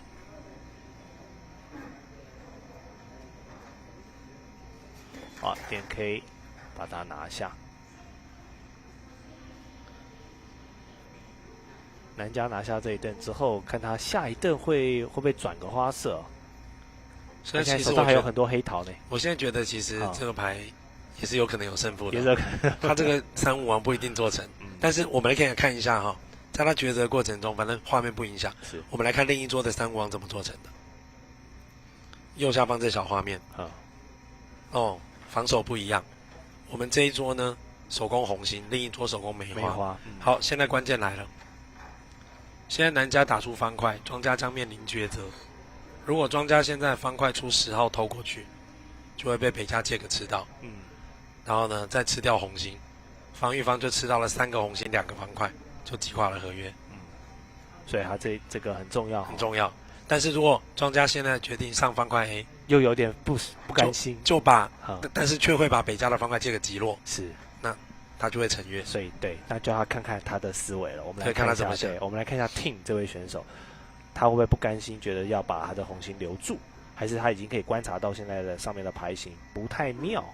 其实，如果啦，我也不要假设我看到牌。对，其实庄家现在比较好的打法应该是要上方块 A， 还是要上方？因为呢，第一个你避免Jack在北家。他上 A 了。那你说，那如果Jack在南家怎么办？Jack在南家你上了 A， 自己再打10号去顶他就好。他现在只要不要被北家上小就好。是，所以他的这个判断是他的判断是正确的。好了，那现在不一样咯。现在的话呢，他应该是全吃了。对，这一排就没有胜负了。好，就直接声称被接手加630也不错。对，所以正大的这个西家呢，他在方块处理上是做的是正确的决定。除了关键的 S 出去之后，我们的 team 选手，因为他们有时候像这个打牌员，他是可以输入每一位选手他自己的一个昵称嘛，有人叫哈哈哈，有人叫 Thomas， 就是对。好，我们来看到21排。21排呢，在另一桌的结果也是已经出来了。另一桌的结果呢是4黑桃，东西方，他们主打4黑桃，超打1盾，它就是我们现在主画面看到的。那如果主打4黑桃合约的话呢，看起来应该是没什么问题。是因为双方的黑桃牌型很漂亮，就王牌不会有10吨，红心呢最多输给1个 K， 只缺1张 K 嘛。梅花最多输给1个 K， 方块也是最多输1吨，所以4黑桃基本上做成是一定可以的。是，那另一桌呢是多吃了1吨，所以这一副呢，只要东西方这边能够正常叫到4黑桃，就不会有什么大胜负。这把尤其我们又看了南北家的，看了4家牌，它没有什么失误空间。像刚刚那排都还有点惊险，对，那只是庄家做对决定，这一排就是没有什么太没有什么意外空间啦。好，这边在西家喊出了4黑桃，现在只要东家不要往上冲就可以，因为东家现在拿了10个点，然后呢王牌5张他没有往上，好，那这排基本上大概不太会有什么胜负，等一下再回来看就好。是。我们来看另一桌。我想问一下杨老师，像他刚才那个，他们是1之后直接跳4，即便他最后是想用4黑桃成立，他中间还是可以从2跟3慢慢喊，但有这个必要吗？有，他这个是代表他牌很好，对，但是这里讲一下，可能主持人或观众会觉得有点矛盾。刚刚我不是曾经讲过，牌烂才叫得快吗？那是指他一开始是他第一叫就叫很高，那是牌烂。但是他先正常的开叫了。对。他正常开叫之后他叫的多，对，那是他的牌比较好。他叫4就比叫3好，是他叫3又比叫2好。他如果只叫2黑桃，代表就是我的力量就是属于开叫中，我没有什么多余了，我还在观察，我就是只能这样，我是简单回应你。是叫3的话，就是告诉你我比基本的要再多，再好一点。4的话就跟我牌是很好的，我很有庆幸，不是很好的，对。那其他家如果已经发现对方这样的情况，他会不会用？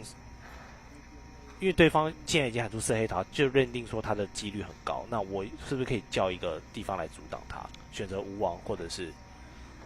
可能是可以，但是问题是以刚刚这种过程不太可能，不太会出现。因为他有机会出现，他一定是前面能出来。OK， 你看嘛，刚刚这个叫牌过程，不太可能说我前面没得叫，是，但是我后面突然出来。你看嘛，我前面要是叫，我还可以叫低低的，我现在要是叫好高，是，被你下一个加倍，我就完蛋了。像那这一副南北家就只能被动的接受这个结果。对，因为南北的那个牌其实是无力出来争抢，他只能够静静的看地方表演。是对，所以其实桥牌呢，它就也是有个有趣的地方。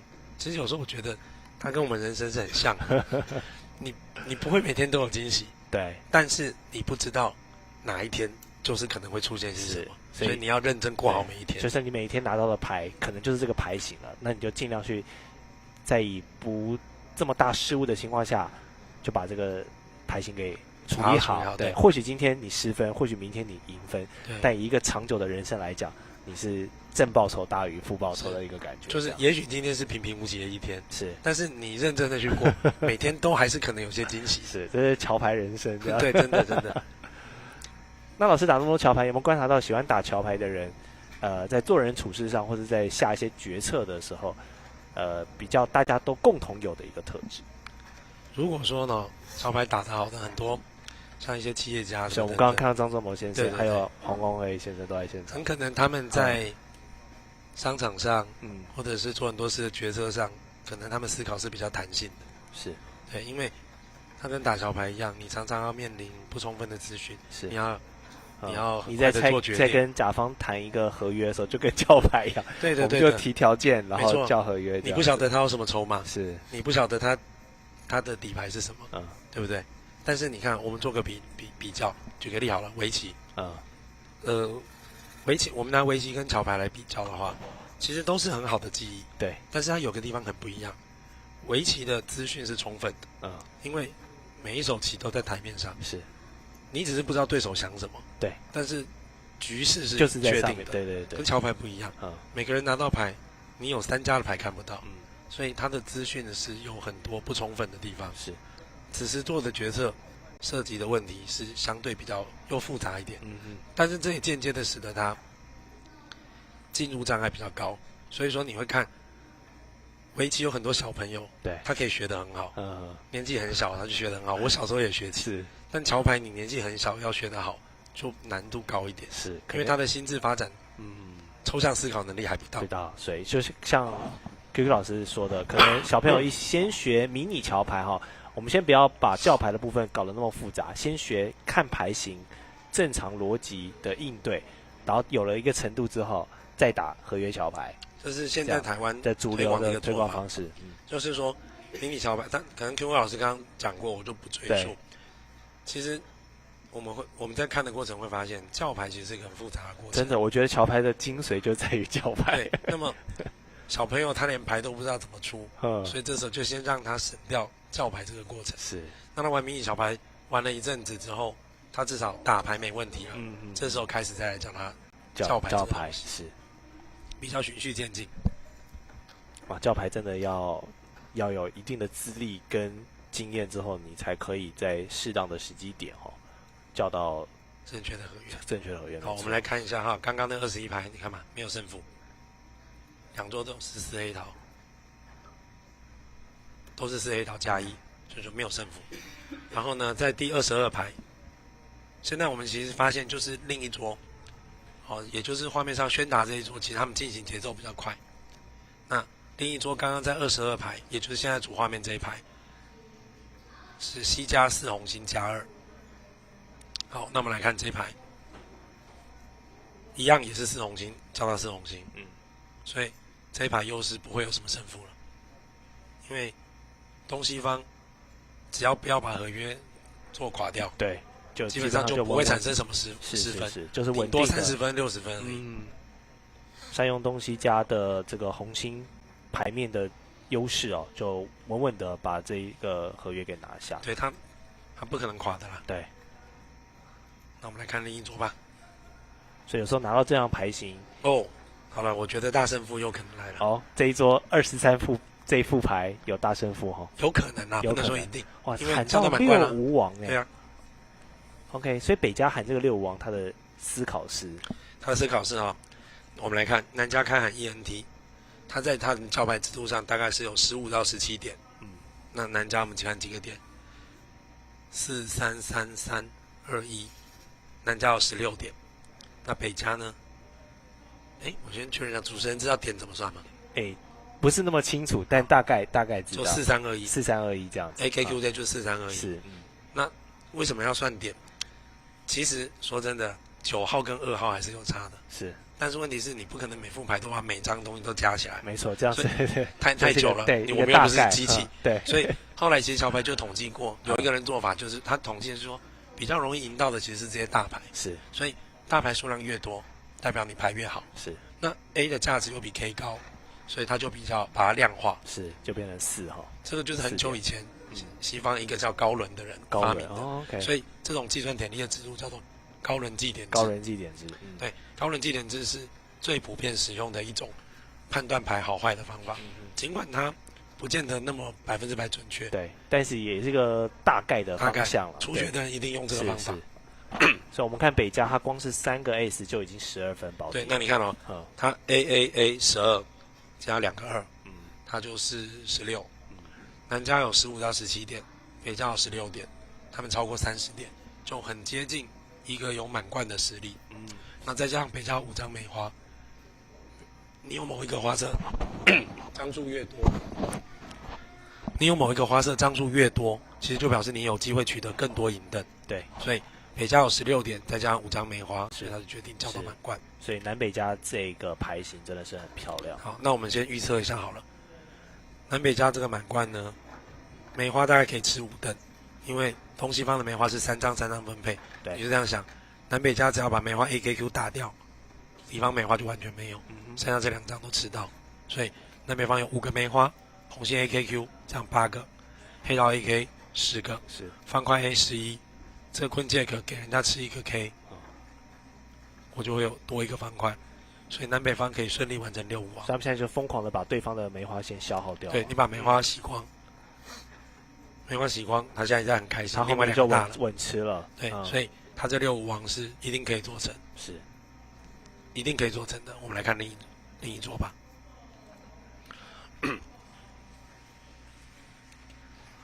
另一桌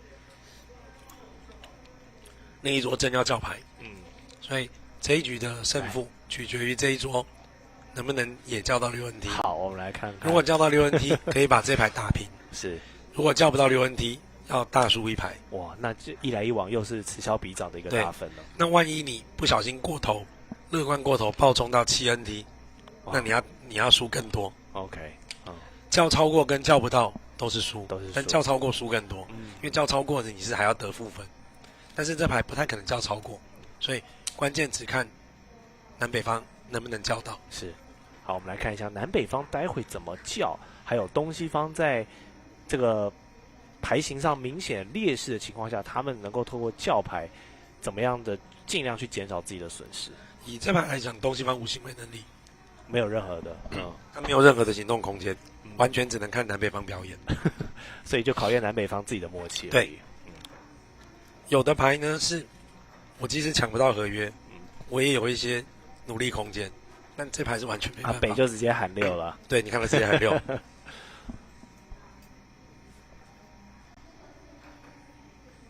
哇，他们更快哎，对，他们更快，殊途同归。对，他们也不用交换什么讯息，他就不啰嗦，对，就直接喊6了。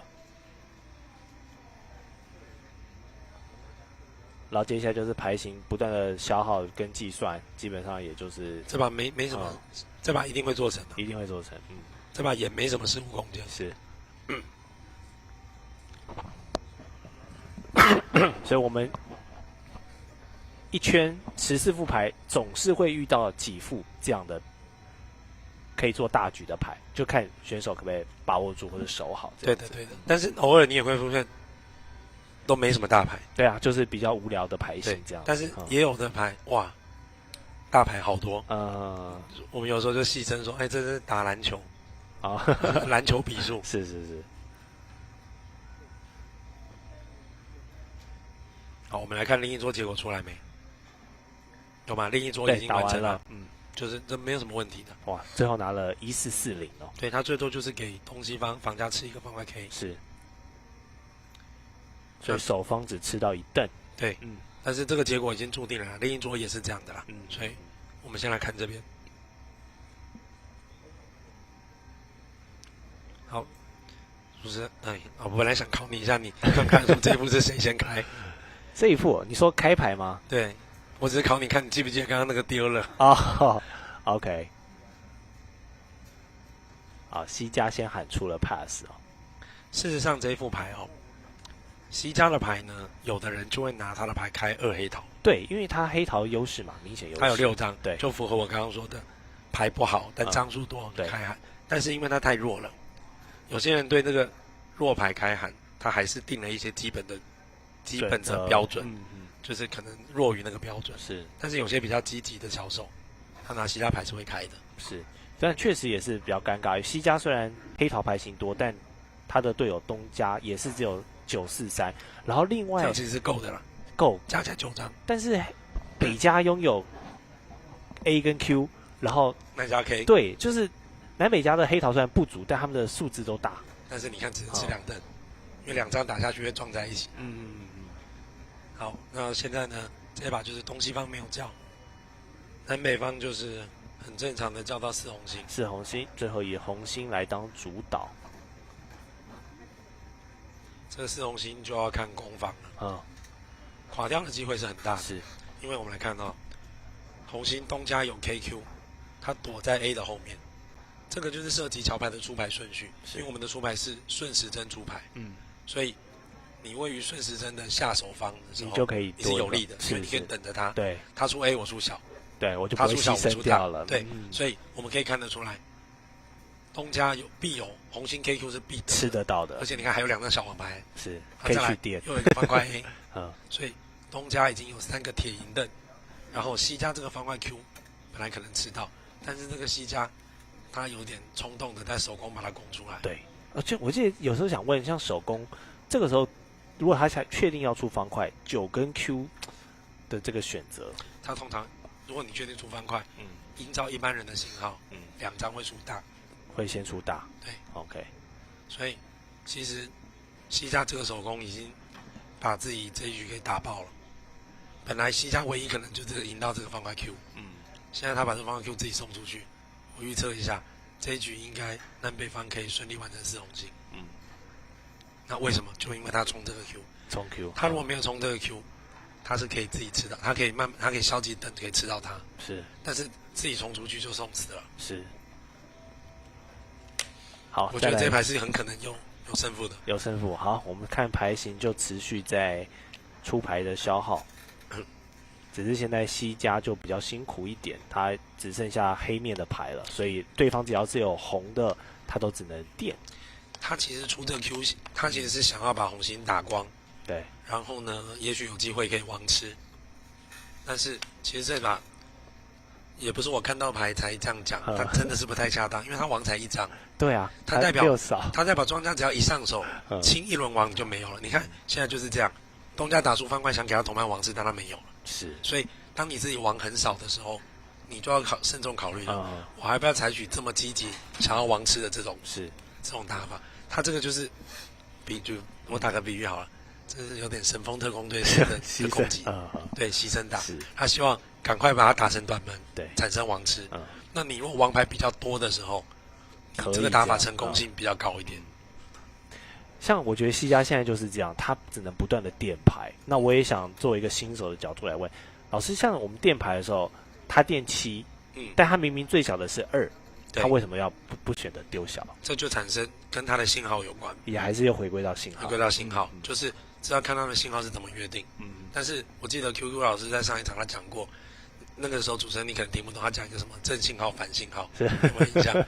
他就是说，如果我出大牌，代表我这一门不错，这就是正信号。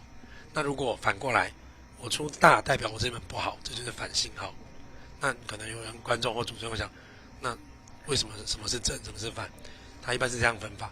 桥牌早期发展做的那种就是正的，对，传统的，然后后来跟它相反的就是反的。是。那因为早期刚发展信号的时候，都是采用大表示欢迎，所以那个就是正信号。正信号。其实正信号是我们的翻译啊，其实它的英文是 standard，它其实是标准信号，就是标准。那为什么那反信号是 reverse？对。好，持续的垫牌哈，这牌已经没防守方已经没救了，是对，庄家只要把王清光，就可以顺利成约。我们来看另一桌好了。好，这样东西家就只能慢慢的被消耗完。好，这一桌刚进入到第24副，我们可以刚好来看一下他们的叫牌状况。这一副就是刚刚跟刚才对一样。我们来看看它的结果。好。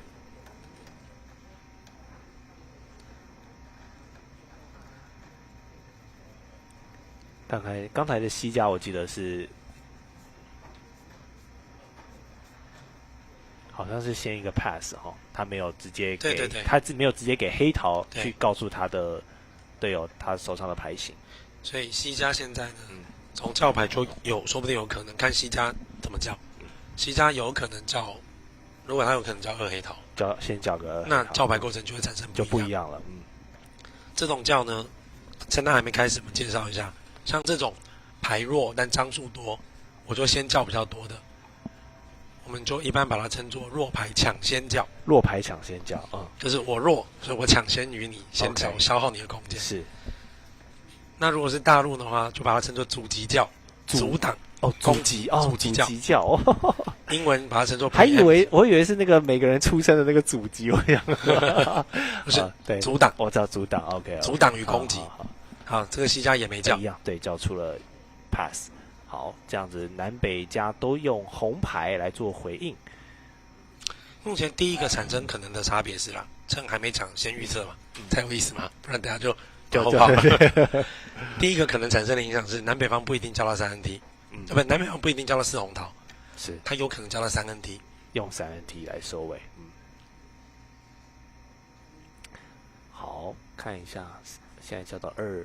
这边 pass， 所以南是有机会再追加一个3红桃的机会哦。3NT， 他喊出3NT，他这里的叫牌就是这样。南家他叫了红心，接着他叫二梅花，北家红心，他们取得了红心配合。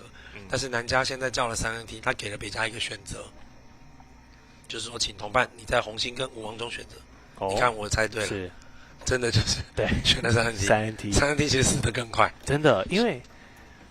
你这把4红星还是比较好的，4红星比较好。对，因为这一把呢，但是现在东家不是很好攻，因为这副牌真的西家的牌力明显偏弱啦，所以如果 NT 的话，他连那张6的王吃都吃不到。对，但是呢，庄家这牌打 NT 的时候，他的银盾没有那么多。如果这把牌是有南家当庄是一定完蛋，因为西家就会手攻黑桃，是你会发现打2轮黑桃，你大牌虽然多，2轮就会被消耗光。撞在一起，但是现在东家攻牌就比较难一点。现在东家应该是蛮苦恼的，因为你看哦，东家比较好的2个红牌，恰恰都是庄家跟孟家叫过的，是，所以东家现在要考虑怎么攻。他最理想的就是攻出黑桃，如果东家攻出黑桃来就很简单。那现在攻出方块也可以，也 OK。而且他打蛮薄，先从一个2开始丢，他攻2。那西家的 Q 一定吃得到，因为你出 K 我就出小，你出小我就出 Q， 然后吃到之后，西家来转攻黑桃，一样可以击垮合约。所以这里出现个很好玩的状况。你看，我们看刚刚另一桌，另一桌南北家完成4红星，现在这一桌呢，很有可能打3、5王，然后就要当掉，所以就要产生很大的输赢。可是西家继续去攻方块。好了，虽然吃了2个方块了，没了，队友要垫了。对，队友要垫了。现在不一样了，我们重新来检视一下，这把就是防守方一直没有发现庄家的弱点，其实在黑桃，所以他吃到这2个方块，其实对他本身并没有太大帮助。他反而你看，庄家也可以吃2个方块。现在呢，庄家银灯有2个黑桃，1个红心，梅花2个，5个。然后呢，因为这个梅花会偷到这张 Q， 所以南家这个结尾只要6个，7、8。目前银灯还是不够，好，终于发现了，可是来不及了，来不及了，因为呢，现在庄家黑桃挡住2次，他再打1次红心，再给你上，你再打黑桃，来不及了。现在庄家比你快，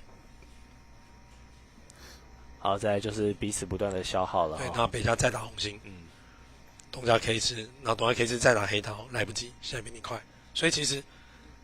桥牌有的时候主打跟防御，它其实有的时候是一种比谁快，还是有产生胜负啦。那一个 IPA， 对，两边的防守方都错过了赢大分的机会，对。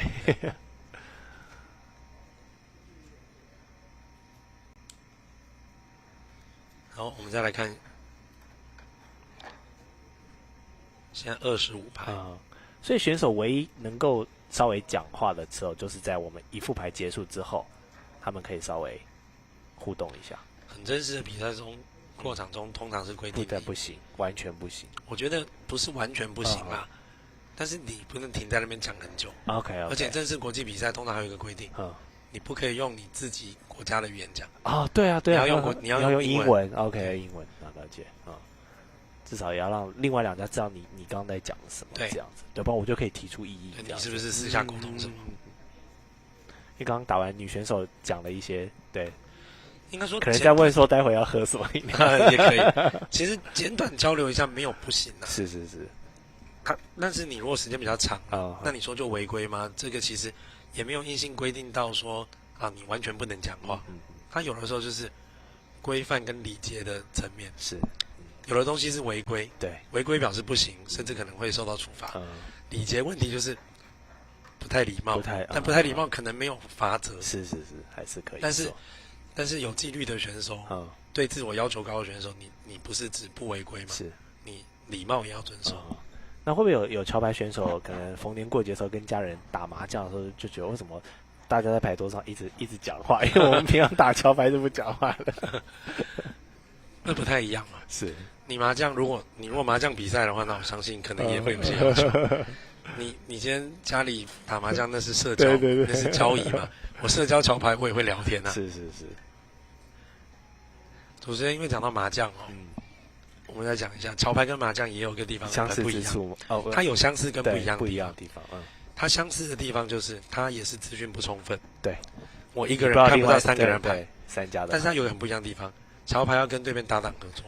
对，麻将要1个赢3个，是，那完全不一样。那个立场就不一样。对，立场不一样。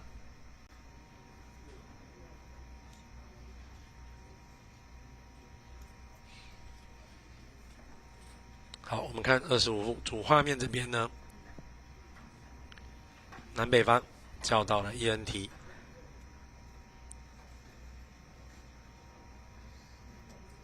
好，我们也偷懒一下好了。刚刚 QQ 老师可能做过，他这个界面呢有一个显示双梦加分析。对，梦加。主持人知道什么叫双梦加吗？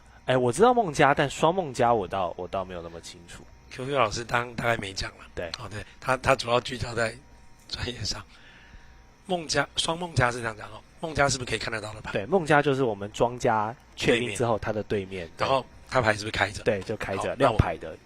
我问你一个问题如果一个桌上有2个梦加，2个牌开着，那请问剩下2个人是不是也知道别人的牌？是，因为算得出来，牌是总数固定嘛？对，我都看到2家加我的，双梦加是不是等于大家都看得到？是，所以双梦加的意思就是说，他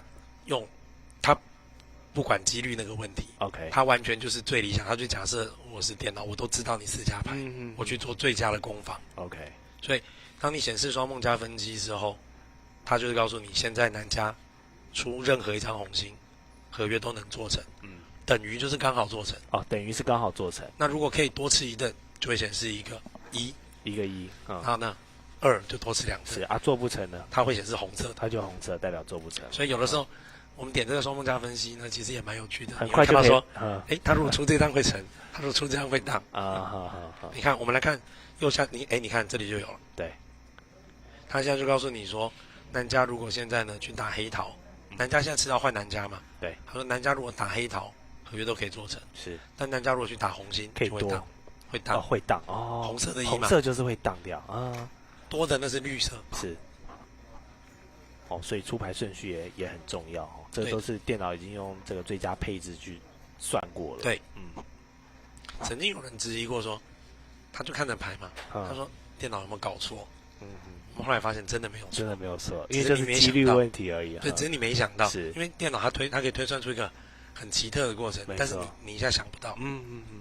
因为我觉得也是桥牌，就是必须你要跟同花色的这个规则，当然电牌。人类会出什么电牌，这就是每个选手的选择不一样。对，当然对。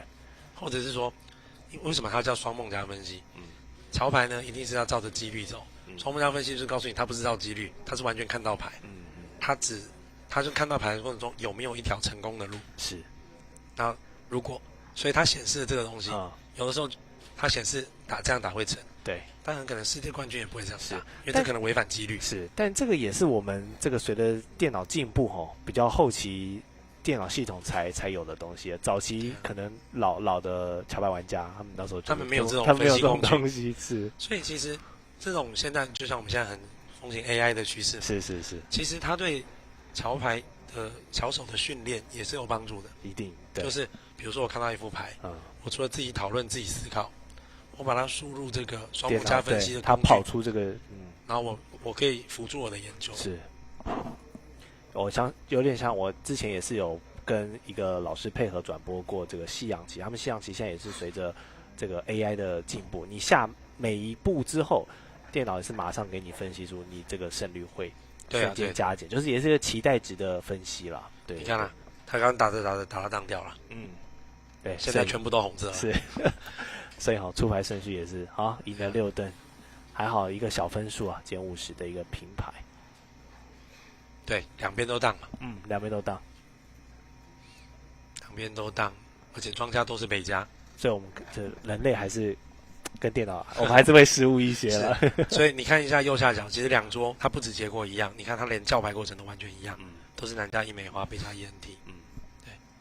但是刚刚因为您讲到西洋棋什么那个胜负分析，这里就出现一个问题也很有趣，就是 AI 在这种软体这个桥牌的里面，桥牌跟棋的应用是以前呢一直有一个，我记得以前有一个公司叫深蓝，对，它就是最早就是深蓝，它就每年跟棋王下，没错。后来呢就变成 AlphaGo，对，然后呢，所以你会发现那个最早 AI 一开始挑战。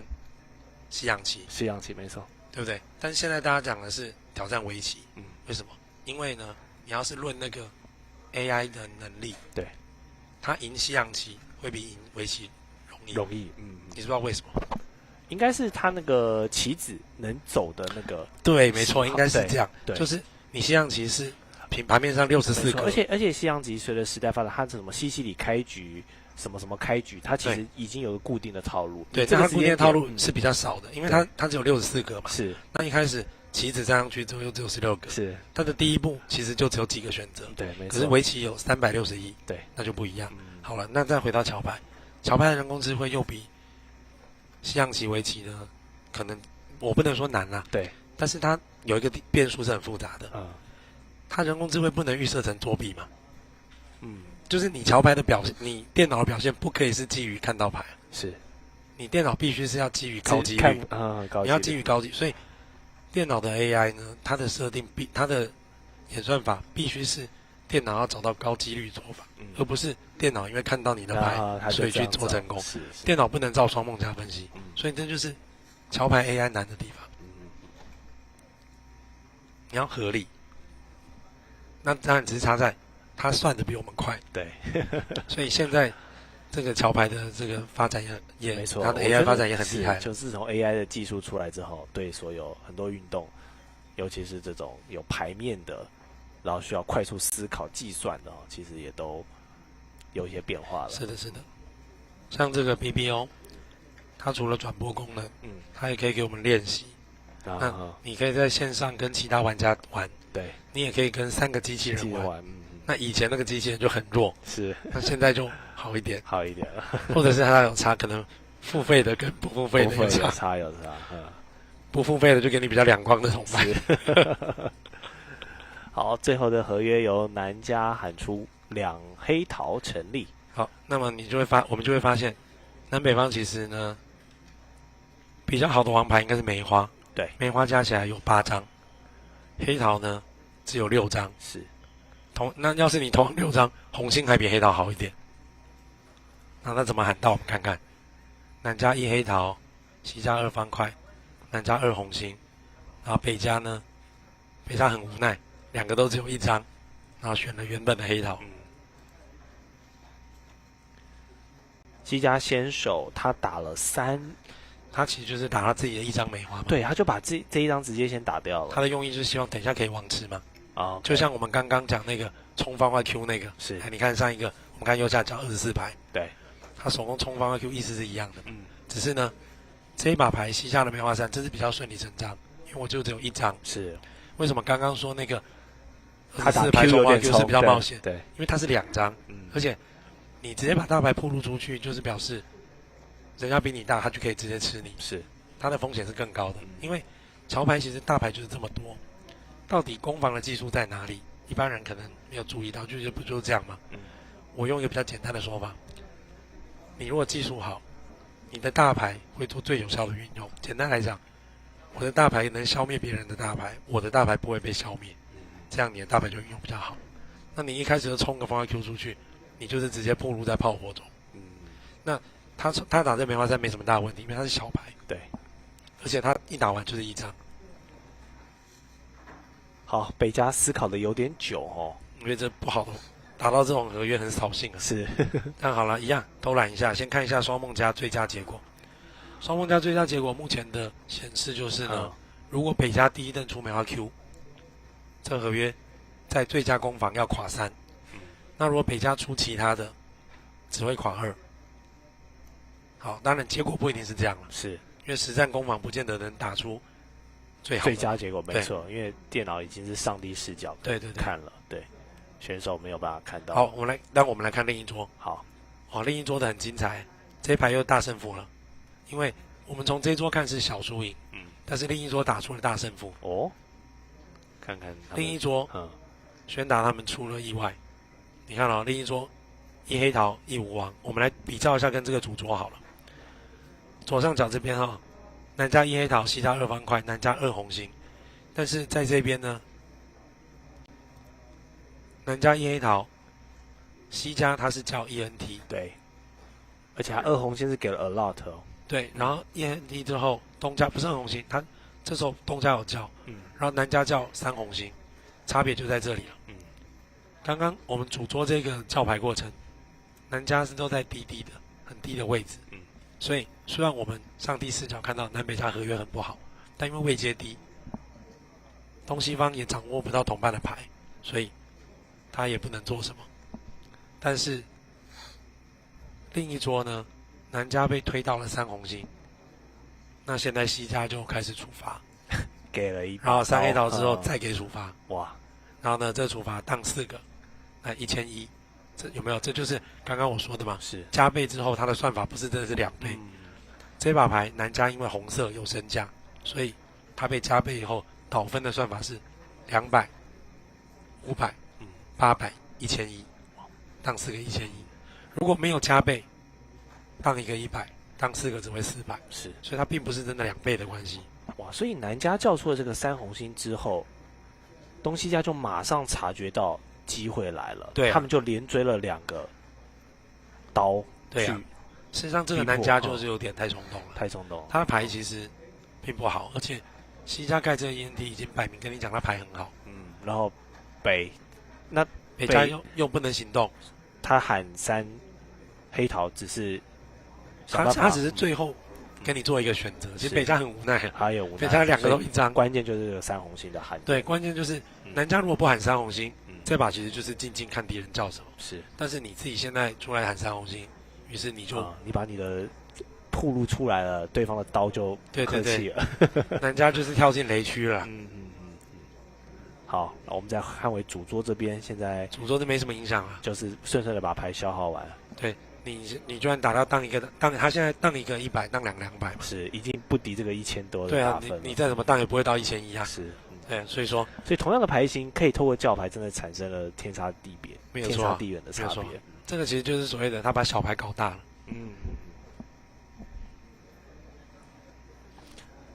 所以其实桥牌有时候很有趣啊！你看，在这一桌，南家一定也庄家觉得很怄，想说我为什么要打这么不好的合约？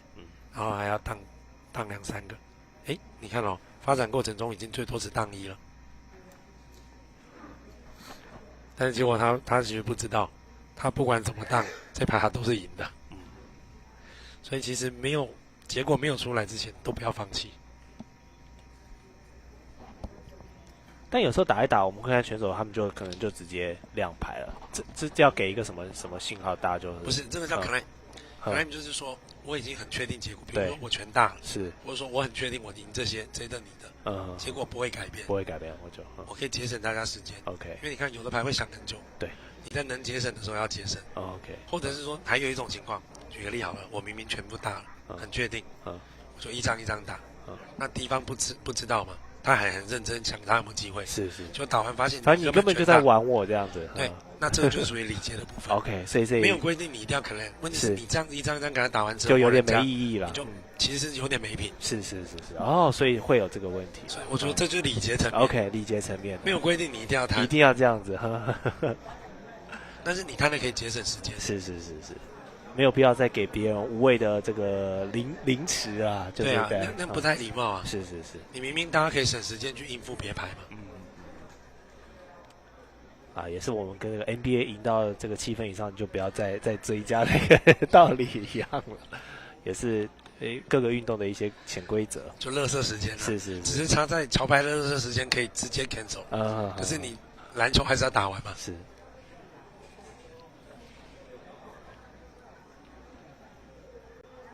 好，那这26副牌，双方现在也还在持续的走，不会有真的不会什么，就是这牌一定就是怎么结果就是有个大输赢嘛。对，应该就是我们说另一队是哪一队？对，另一桌是比较关键的。对，好，我们来看另一桌吧，继续进行到28牌。另一桌继续喊。他们其实又打完一个27。所以这桌的速度比较快。对，我们看一下27好了。好。27，东家有18点，西家6点，3-5王的一个合约。对，然后呢，看双方家分析。好，我们又发现一件有趣的事了。另一桌27牌产生这个结果是可能大输赢的。你看哦，这个3NT，它是北家开喊3梅花，这就是刚刚说的嘛，第一次叫就直接叫多，这是弱牌。好，然后东家喊3NT大道。这时候，我们来看双梦家。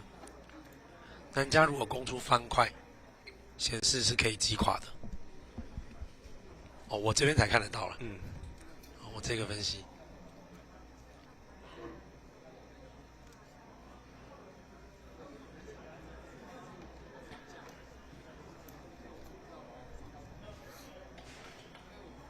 应该说这里啦，右下角这个。对，因为它画面比较小，观众看得比较辛苦，没关系，我们听杨老师解释就好。就是说，27牌这个3NT，南家如果手攻方块，你按照他这分析是红色的，因为一攻方块就可以攻击这张方块 Q， 东西方的方块就只能够有方块一个挡张，那攻其他的都会做成。那实际上呢，南家攻了梅花8，因为同伴喊梅花嘛，同伴喊梅花，那攻梅花也正常。所以攻了梅花之后，3NT被做成了，但是这一牌的确是很有可能有胜负，因为东西方的牌没有一定会叫到3NT，叫到了也不见得一定会完成。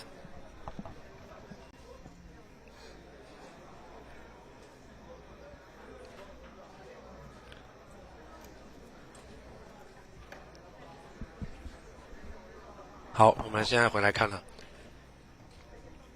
来，这就是刚刚我们说27排，27排的东西方完成了3NT。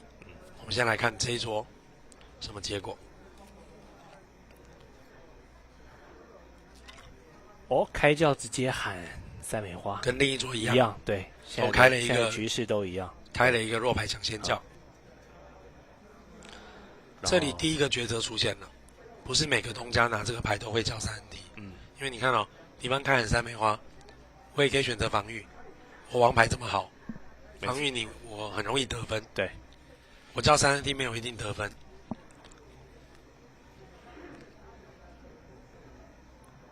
东家在思考哦，东家有没有可能给他转换成黑桃？东家不会啊，黑桃多的是西家。对他东家，但是东家不太可能 pass 啦。OK， 东家现在大概比较可能的就是，因为他红面不理想啊，所以像另外一个是喊到3NT，所以3NT也是一个方向。对，所以你看，他 pass 了，他就 pass 了，他就你要说他比较保守了。是，那我们看西家会不会转成西家不可能了，不会，因为西家牌力很弱，他不可能叫。OK， 对了，他的黑桃牌型多，但数字都太小了。所以说这一排你看两桌的叫牌结果就差很多了。现在东家就算击垮三梅花也不会赢了，因为另一桌的东西方拿着东家的牌叫了3NT，而且完成了。那我们看一下双东家结果，现在就是三梅花顶多当1个2个，也就是说东西方大概可以得50到100，也是一个小分数了。对，那你只能得50到100，但是另一桌对手拿你的牌得了430，所以也就是说这把牌敌对至少要赢300多分。是。好，目前在总分上，我们看东西家是有蛮明显的领先的哦。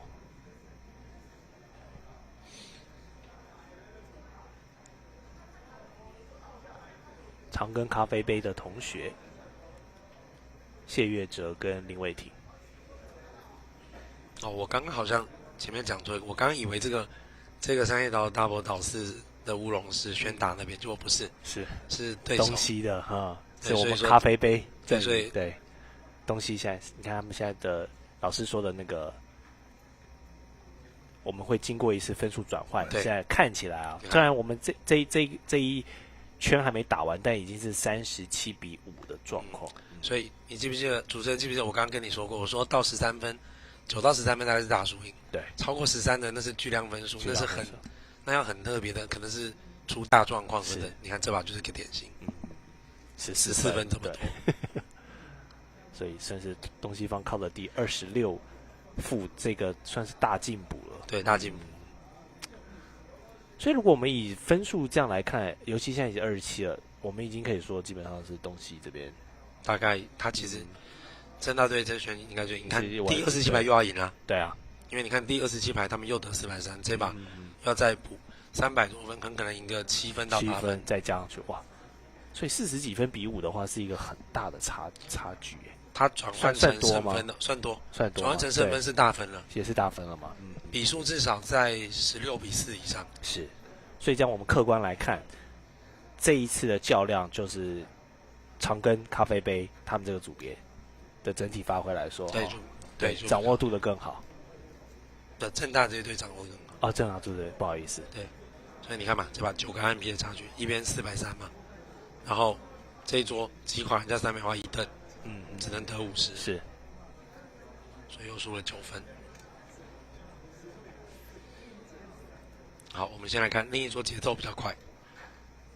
好，另一桌的28排又出现，打完了。他们丢了几个之后就直接 clear 了。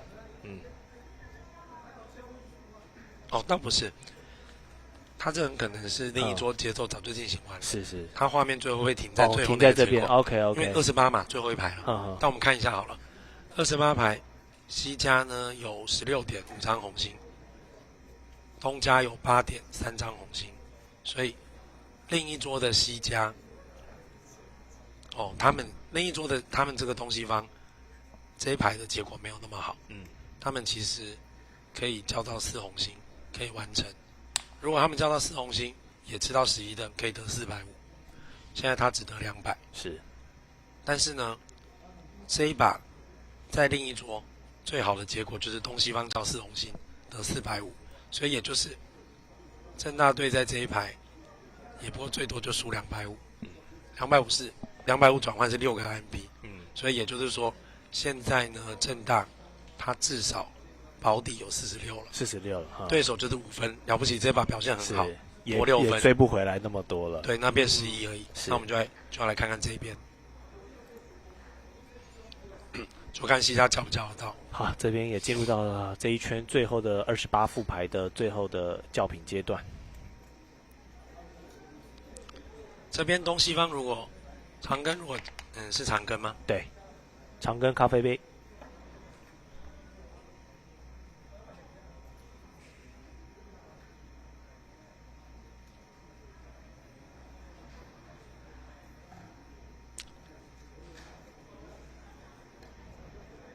看起来应该是叫得到。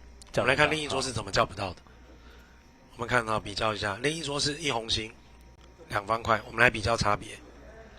这一把呢，长庚是有东家有加一个2红星，是加到第一时间，因为他有叫，所以最后叫到。另一桌没叫，就是我们看这个右下方，第一时间他是没叫的，第一时间没叫。那现在西家就觉得同伴牌没那么好，是，所以他最终就没叫。好，那么这一桌呢，顺利叫到4红星，完成是没有问题的。可能是完成或者超打1灯。所以也就是这一把牌，长庚可以赢220到250。是，但对于总分来讲还是影响结果不大。对，他就在长庚就大概再多5分或6分。是。好，那也先跟观众朋友预告一下，我们从早上的9点30分这样转播到现在。虽然我们的桥牌是坐在桌子上这个静态动头脑的游戏，但其实我觉得动头脑有时候也饿得很快。所以在我们待会这一副牌打完之后呢，我们会给选手一个午餐的时间。那我们会在下午的2点15分再回到我们超级大专杯的转播现场，所以待会观众朋友也可以先休息一下，用个餐。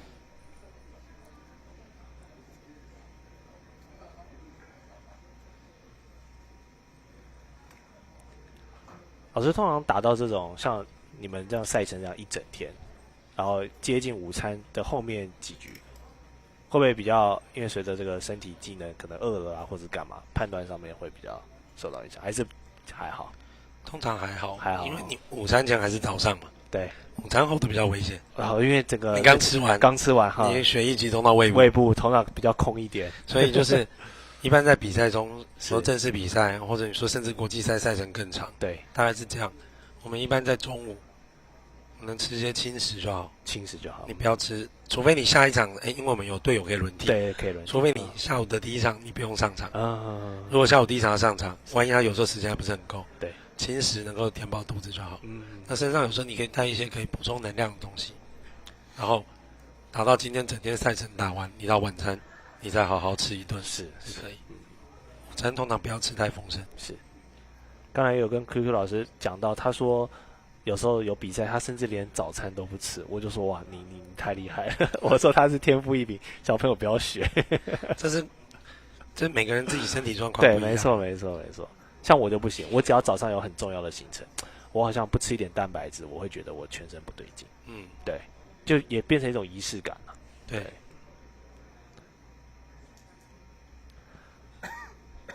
好，这副牌基本上好，很快就 clear 了哈。最后是加420，就多6分，多6分，不错。那6分之后，这样子长庚咖啡杯他们在经过分数统计之后，会以11分作收，而信号政大欢迎会拿下46分。对，所以他其实应该这样，他们分差35，还要再转换成4分，还要再转换才是最终的分数。对，就是他会转换成一个总和是20的比数。是，但无论如何都可以说是政大，他这样是大胜，对，一个大胜的一个结果。